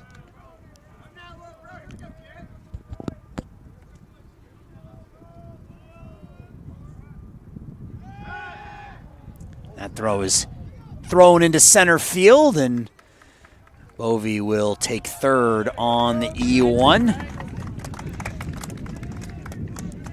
And I know you like to work on things during the game, right? To try to stay game shape and that sort of thing. But, unless you're absolutely sure you can throw him out at second base, like that feels...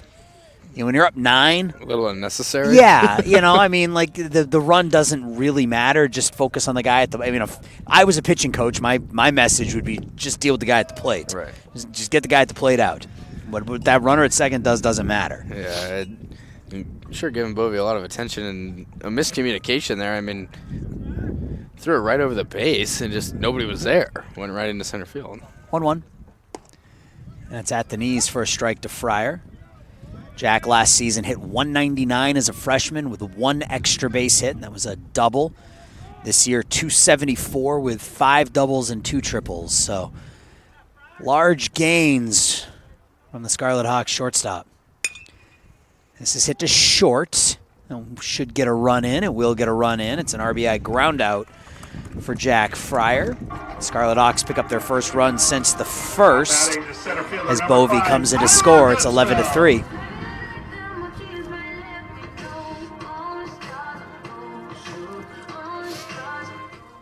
Now Gutsfeld up with the bases empty and 2 outs in the 7th.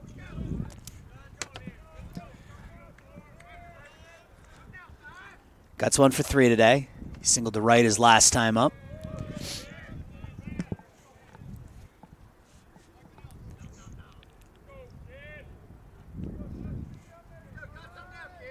Thor Dunham 6 2/3 innings so far, 3 runs. Fastball on the inner corner, 1-1. Right now that run is unearned. Gutsfeld picks up a hit here that'll switch to an earned run, but as of this moment, it's unearned. So 3 runs, 2 of them were earned. He hasn't walked anybody, he hasn't struck anybody out. He's still just at 66 pitches. Getting a lot of pop flies today. That's been the killer for the Illinois Tech Scarlet Hawks, and I wouldn't say part of the recipe, but part of the recipe is to generate soft contact for Dunham, and been able to do that today. Yeah, been around the plate. It's 2-2 here on Gutsfeld. Tyler off the lip of the grass into the right field corner. It'll be a 2-out base hit for Tyler Gutsfeld. That's his 6th multi-hit game of the season, and the Scarlet Hawks have a 2-out base runner.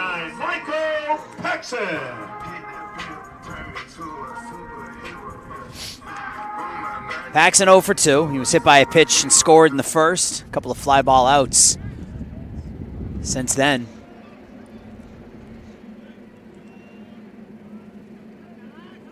See if Illinois Tech can put together a little 2-out rally. Dunham dropped down a little bit on that pitch. Yeah, I saw that too. I was like, I don't think he's been doing that. I don't think he's done that at all. Used to play with a couple guys that would do that, where they thought, they could throw a couple pitches from one arm slot and a couple pitches from another. Some people can. There are a lot of pitchers that can be very successful doing that. That deception works really well if you don't throw the ball super hard. Yeah, you can especially get different movement on different pitches when you do that. Just surprising. You don't expect him to kind of debut that. There was another one right there. Debut it late in the game. Yeah. Hey, I mean, you need something to get through the order for the 3rd time. The 4th time, excuse me. Yeah, Paxson did have a couple of loud swings off him in his last couple of at-bats as well, so. That's hit into left field. That'll be another base hit. So moving to second is Gutsfeld. Paxson with his first hit of the game. Illinois Tech with 2 on here in the 7th. Now batting the third baseman, number 24, Jack Finch. Now Jack Finch, who's 1 for 3. And you're starting to see some fatigue down on the other side, I think, as the Scarlet Hawks starting to put together some better swings against Dunham here in the 7th, but still a long way to go. They're down 8. A mound visit here. It looks like I saw number 5 starting to get loose for Lakeland. That's Eli Watkins, sophomore from Heron, Illinois, starting to throw down to our left. Yep, he's getting ready in a hurry. This mound visit is strictly to buy time. I know we talked about, like, the first weekend that we called games together, how a lot of those mound visits are to reset, kind of stop the momentum from building. This one has nothing to do with momentum, all about just letting that guy warm up. Just go out there and just talk until the umpire tells you can't talk anymore. Yep, that's about how it goes. Because I mean, we saw how quickly an inning can get away from you if you're not careful. Right. And Lakeland is trying to avoid that here. They have an 8-run lead, so I'm trying to put a cork in it before Scarlet Hawks are able to claw back into it. Hit from Finch would help that cause. And he'll ground it up the middle, and he'll get that base hit. Gutsfeld rounds third. He'll score without a throw. That's 3 straight hits for Illinois Tech here in the 7th. They've scored another run, and they're within 7 at 11-4 now. Second hit of the game for Finch. Pitch hitting for Lucas 1. Number 4, Freddie Swingle. Freddie Swingle will pinch hit here for Lucas 1.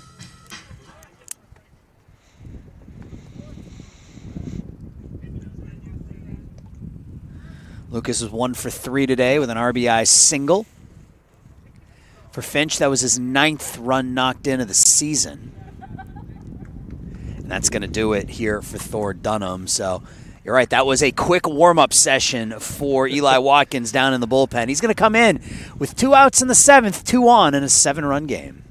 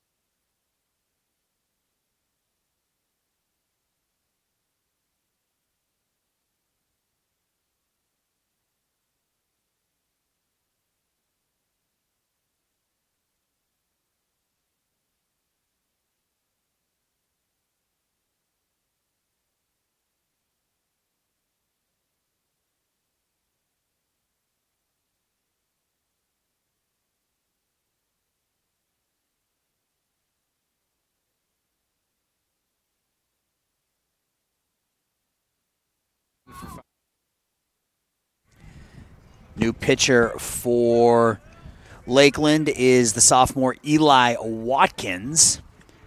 Watkins making his 10th appearance out of the bullpen. He's the most used member of this Lakeland pitching staff. 3-0, an ERA of 5. 23 1/3 innings on the season. Swingle fouls the first pitch out of play. 25 hits allowed. Doesn't walk many, doesn't strike many out. Only 5 strikeouts, only 4 walks in 23 1/3 innings. We talk about pitching to contact, talk about missing barrels. That's something that Eli Watkins is being tasked with here with Freddie Swingle on at the plate with 2 on and 2 outs.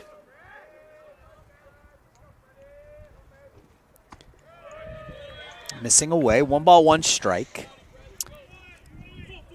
Freddie's getting his first ABs since the doubleheader against Edgewood on March 22nd. He went 1 for 5 in that doubleheader. He's 3 for 14 on the season. He'll pop that one out of play. Yep. Has an extra base hit. Mind seeing one of those right here. Yeah, Ed Ziefert's definitely been seeing something he likes in practice. You know, that factors a lot into decisions as to who you're going to give opportunities on the day-to-day that people don't necessarily think about. Is you have guys that are swinging the bat well in practice, and you want to see what they can do. 1-2 missing away. 2-2. Dylan Costello playing essentially in left center field. There is a football field's worth of space between the left field foul line and Dylan Costello. If Freddie could find a way to hit the ball down the left field line, he could probably circle the bases twice. Especially with the wind. 2-2 missing up and away, 3-2. Jonah Wilkes in the on-deck circle. With the wind right now, that's coming. It's pushing the ball right that field. way. Yeah, you just have to hit it almost at him, and it's going to tail and slice off the bat, get pushed by the wind, and easy double. Payoff pitch. The runners will take off. Well, the throwback to second. Paying a lot of attention on those runners at second base. Paxton back in safely. That base hit for Pax earlier this inning now hits in 14 of 15. Another 3-2 pitch here from Watkins to Swingle. Freddie turns and hooks it to shallow center field. Chris Day races in, and he'll make the catch in shallow right center field to retire the Scarlet Hawks here in the 7th. They score a couple, they strand a couple. We're through 7. Illinois Tech down 11-4.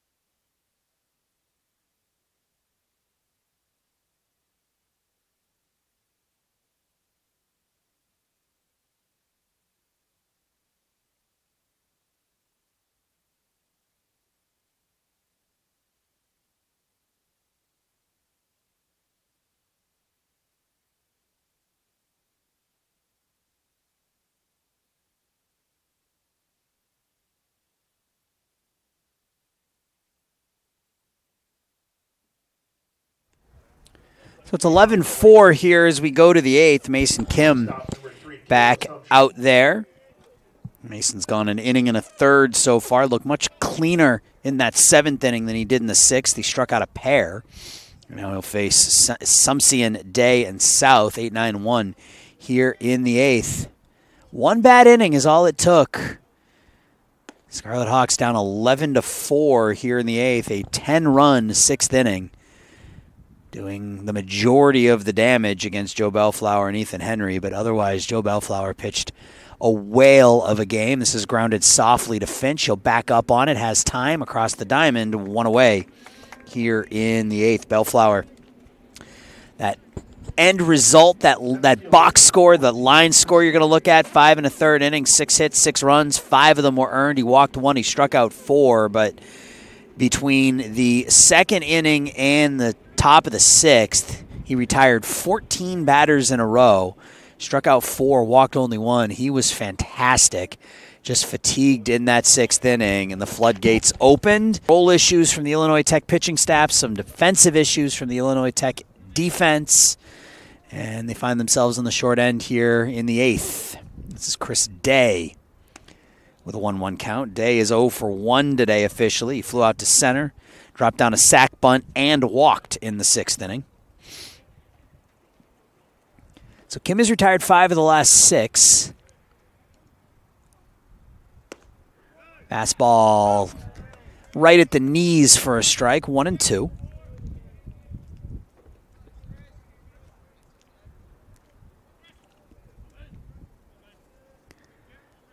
Scarlet Hawks got 2 back in the 7th. Kim trying to put up a 0 here to give his team a chance as they trail by 7 in the 8th.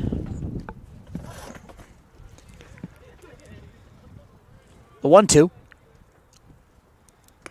Fastball low.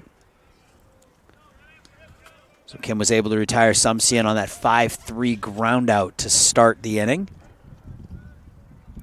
And he's gone 2-2 here on day.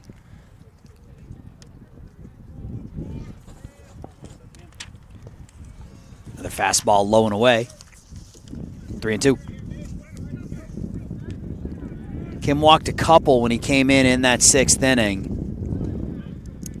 He made an error, and then an error made by the normally sure-handed Tyler Gutzfeld. A line drive just in and out of his glove. 3 runs scored on those 2 plays. There's ball 4. You can look at any number of things in a 10-run inning, right? But a run scored on the ball that was thrown away by Kim. Yep. 2 runs scored on the ball that was hit to Gutzfeld that he dropped. Yep. So if those plays are made cleanly, or in Kim's case, just not made, it's 8-4. Right. And things are a little bit tighter here in the 8th. Right. There's so many shoulda, woulda, couldas in that inning. Like we mentioned before, there are 3 ground balls that all could have been the double play ball you needed. Yep. A lot of little things turn into a big thing, and that's what happened in that 6th inning. This is Logan South, who's 0 for 2. He walked twice in the 6th inning. Yep.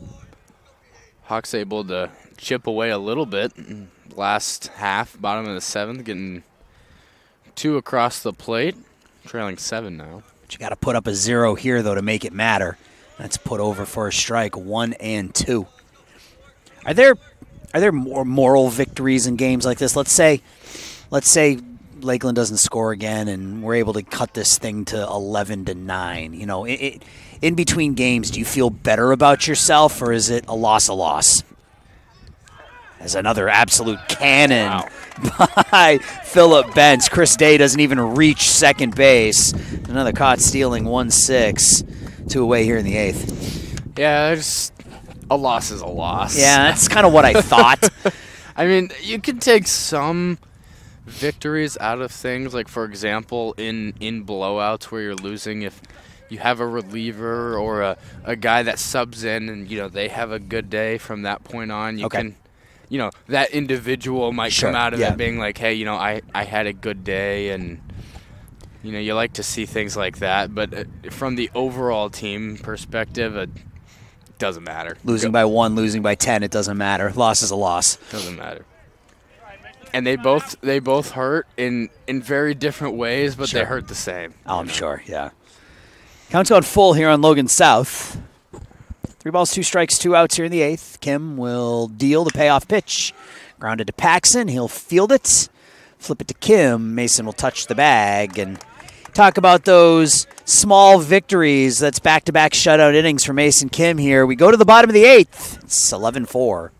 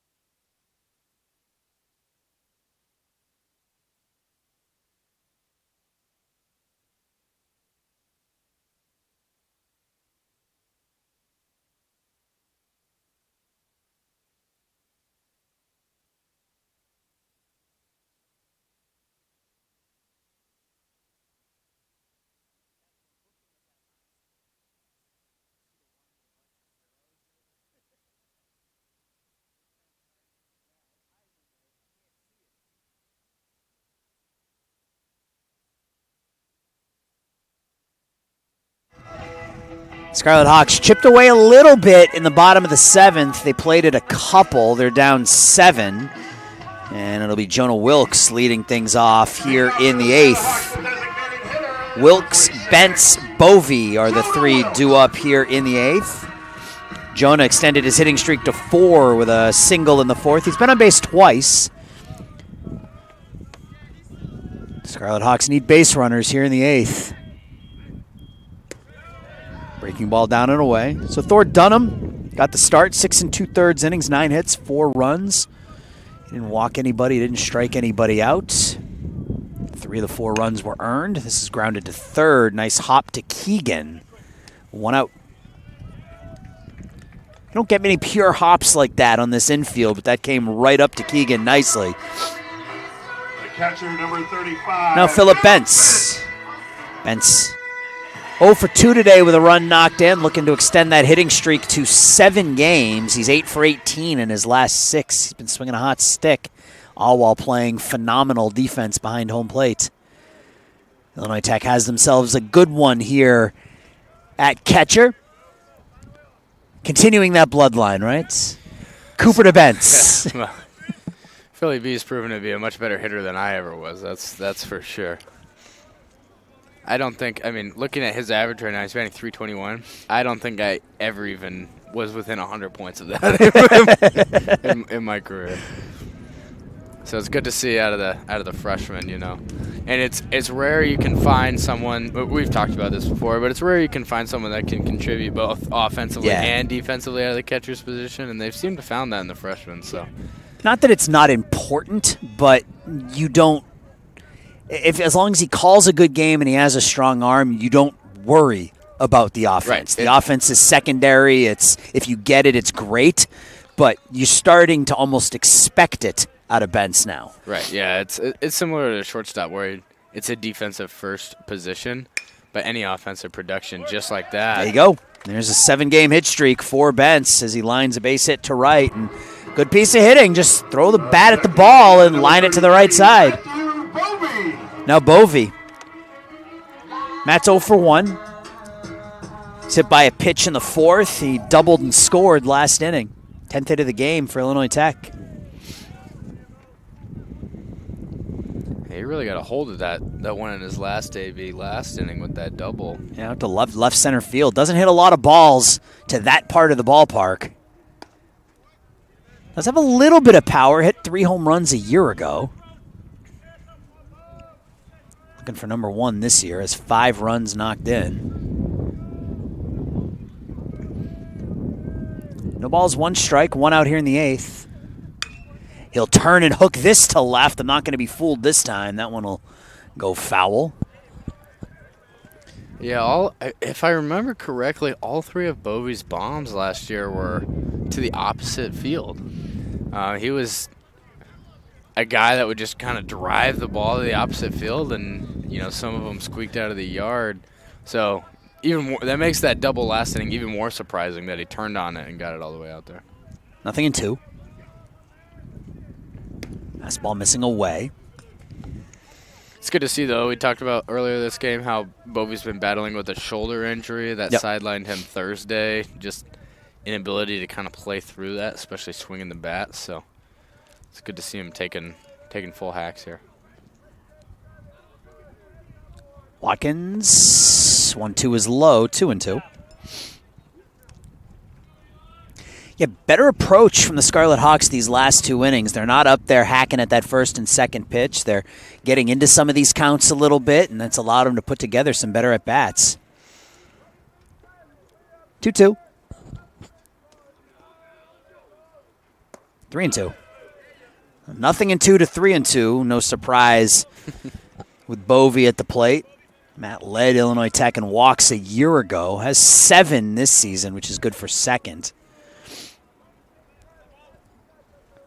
Luke Yocknen in the on-deck circle. This is hit foul down the third base line by about a foot. We'll stay 3-2. Each team with 10 hits. Scarlet Hawks have made 3 errors. Lakeland's made 1. 3 balls, 2 strikes. Watkins to Bovee.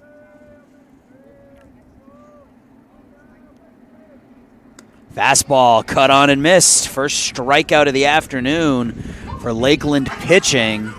Now 2 outs in the 8th. Number 3, Lou Yaknin. Here's Yaknin, who's 0 for 3. A couple of flyouts and a ground out.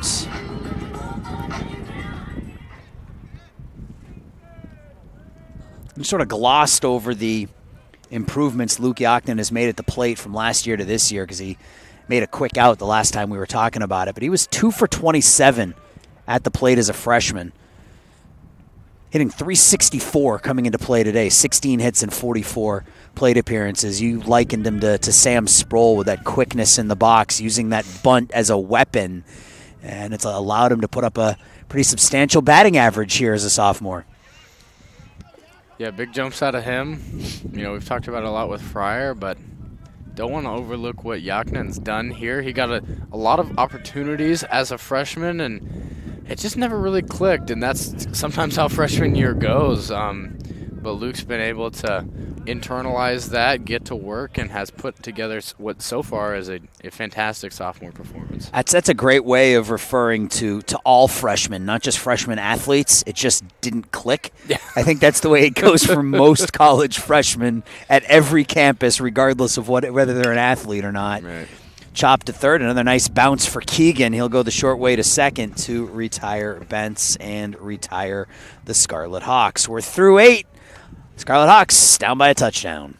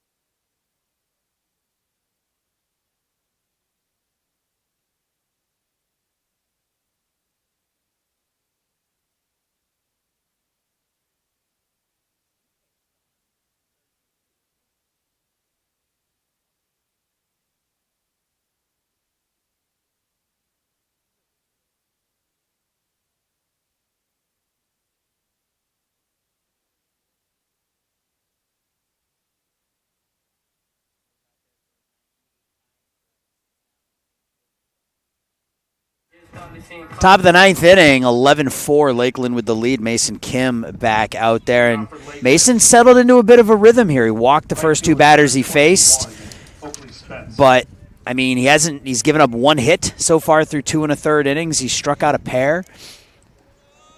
Again, it's just throwing strikes and able to retire some hitters. He'll face Spence, Keegan, and Gegenfertner here in the 9th inning. Yeah, Spence has done a little bit of damage so far today. He's 2 for 3. Am I reading that correct? 2 for 4. That's a fair ball down the third baseline. It gets past Finch. Spence will do a little more damage. That ball's caught up in the fence. That'll be a double for Spence. Yeah, he was the one who hit the ball in that 6th inning that went in and out of the glove of Gutsfeld out in center field. So he's been on base 4 times now with 2 singles, a double. He has an RBI, and he's at second base with nobody out for Zach Keegan. Keegan 2 for 4 with a single and a double. 14 batters came to the plate in that 6th inning. That's the difference in the game. I made the comment in between one of the innings. You get to look at the line score here, and the scoreboard can't show 10 runs in an inning. So you look at the line. If you look at the line score and you don't look at the final, it looks pretty good. Yeah. Because Lakeland scored a run in the first, and then that was it until the 6th when they scored 10, but the scoreboard shows 0. All right. It shows you what this game would have been without that 6th inning. You got to play all 9, right? Got to play all 9. Ground ball to short. Fryer goes to third, and out at third as Spence tried to roll into third base. It looks like Finch missed him on the initial tag, but just a smart play by Jack Fryer to get that lead man. Finch sort of grasping for Spence as Spence tried to roll into the third base bag, and eventually he was able to find Spence's body to retire the batter, or the runner rather. Gegenfertner now, who's 0 for 4. Yeah, that was unusual. Like both Finch and Spence went for the bag and both missed, and they kind of had to readjust and then both dive for it again, and Finch just able to beat him to it.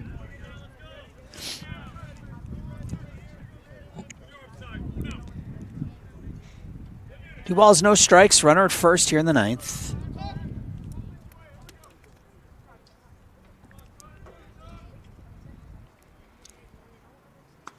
Fastball high, 3-0. Done a pretty nice job against Gegenfertner here today. He came in as the team's leading hitter, hitting north of 400. He's 0 for 4 today. Strikeout last time up, he popped out. Fastball in for a strike. In that 6th inning, he reached on an E4, one of 2 errors in that inning. 3-1 now. Ball 4. Kim's 4th walk of the afternoon. So 2 on, 1 out for Sean Gregorius. Gregorius had a good day, 3 for 4 with 3 singles. Scarlet Hawks 9th will be the top of the order. Fryer, Gutsfeld, Paxson. Kim trying to keep it where it is. See if the Scarlet Hawks can score and go for 2. Swing and a miss, 0-1.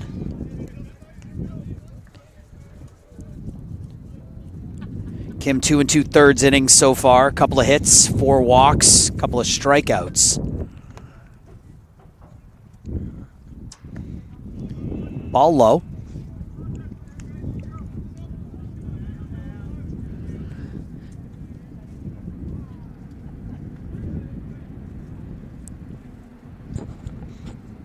Middle infield pinching in towards that second base bag. They're looking for 2.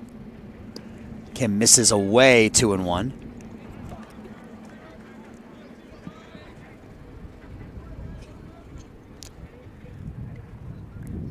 I'm thinking that the torpedo bats are going to come to D3 baseball. I was gonna ask you for your thoughts on the torpedo bats. That ball's hit in the air, high and deep to left. Yachnin is back. He'll find it and he'll make the catch.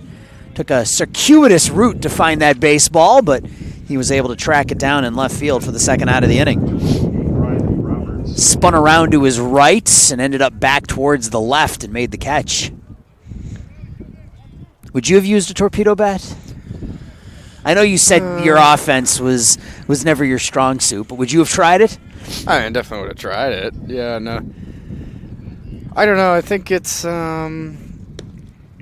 you got to have a lot of data. I think that really makes it work out for you, because the way they're doing it in the bigs is they're collecting all this data on like where these hitters are making contact on their bat, and then and they're like personalizing each bat. Oh, really? Accordingly, yeah. Isn't the guy who's behind it for the Yankees? Isn't he like an MIT MIT grad? Yeah. I think he's working for another team now, but he was the guy that like first thought of it and introduced it, and it's become pretty popular over the last couple of years. Another nice block there by Bentz. He has played a whale of a game behind home plate today. Yeah, he's been worked. As a catcher, it's never fun to be a part of one of those 10-run innings. That means that's a lot of extra work that you got to do. You know, maybe the second baseman might not be doing too much work per se, unless he's getting a bunch of balls. But catcher's involved in every pitch, and makes for a long game. Long game, but he's been very effective at blocking those balls in the dirt. He's thrown out a couple of base runners today. So right. Only one that he missed, they were able to record the putout at the plate. Right. 3-1. That'll be walk number 5 for Mason Kim, and the bases are now loaded. Dylan Costello is 1 for 4. 22, Dylan Costello. Keegan at third, Gegenfertner at second, Roberts at first. 7th walk of the afternoon issued by Scarlet Hawks pitching. They only had 1 walk when Bellflower left the game. That goes to the backstop, but takes that friendly bounce, and runners aren't able to advance. You're also not nearly as aggressive when it's 11-4. Right. You don't want to make that last out at home plate if you don't have to.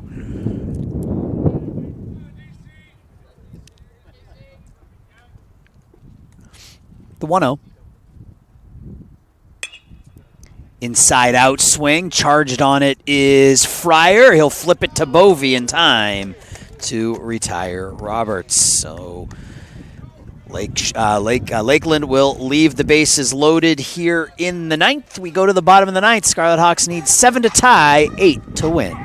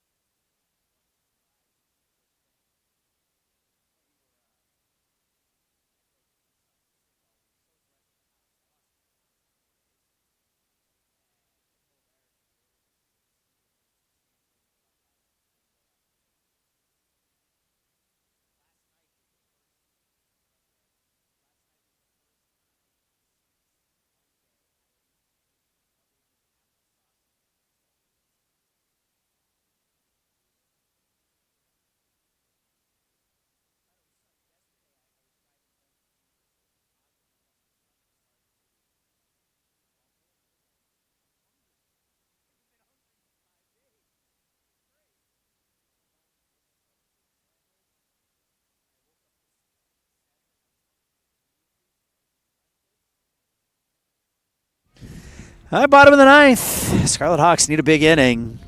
They're going to start with the top of the order. Jack Fryer was 1 for 4 today with a single, a run scored, and an RBI. Be Fryer, Gutsfeld, Paxson against Eli Watkins, who's gone an inning and a third so far. Looking to close it out for Thor Dunham. First pitch fastball, strike 1 to the Scarlet Hawks shortstop.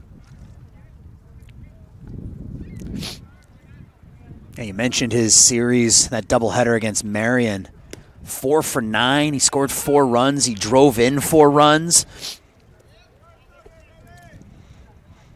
That's kind of doubleheader you want to walk into the next doubleheader with. Yeah, for sure. Finds himself quickly in an 0-2 hole here, though. Grounds this one to short. Sumpsian. Sidearm throw over to first. Fryer 1 for 5. 1 out here in the 9th. Now Gutsfeld. Tyler 2 for 4 today. Singles in each of his last 2 plate appearances. Last time he singled and scored. 6 multi-hit games on the season now.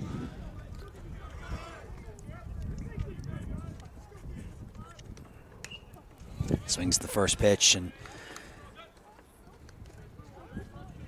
obviously this game got a little out of hand in the 6th, and a lot of young players on this team, right?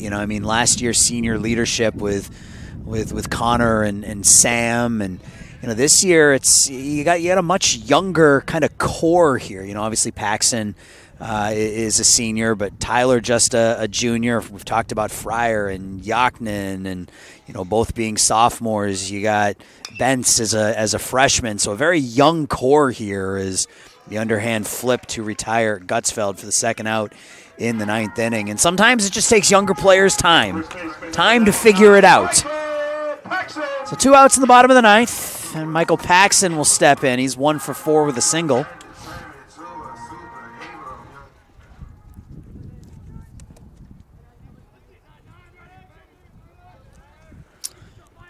Now, if you're Paxton, I think he has to know that he's not going to hit a 7-run home run right now. No, he's not. 2 outs in the ninth. I mean, all you're trying to do is get on base. We've seen crazier things happen. I like to tell a story. I did a baseball game a couple of years ago up in Sioux Falls, South Dakota.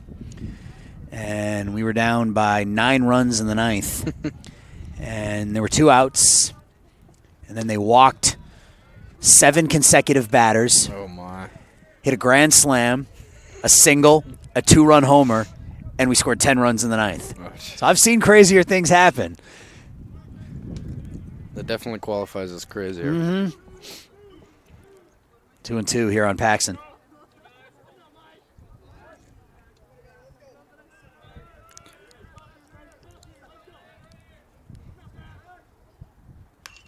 Another foul ball. That gets one of the coaches for Lakeland over in that dugout. Right off that left calf. And on a day like today, that stings. Yeah, that's no fun. Just got right in the opening of the dugout there. And Paxton, I don't even know how he hit it that far foul. That's pretty Yeah, he hooked it. Foul. He hooked it. 2 balls, 2 strikes, 2 outs, bottom of the ninth. Paxton fouls it up over our head.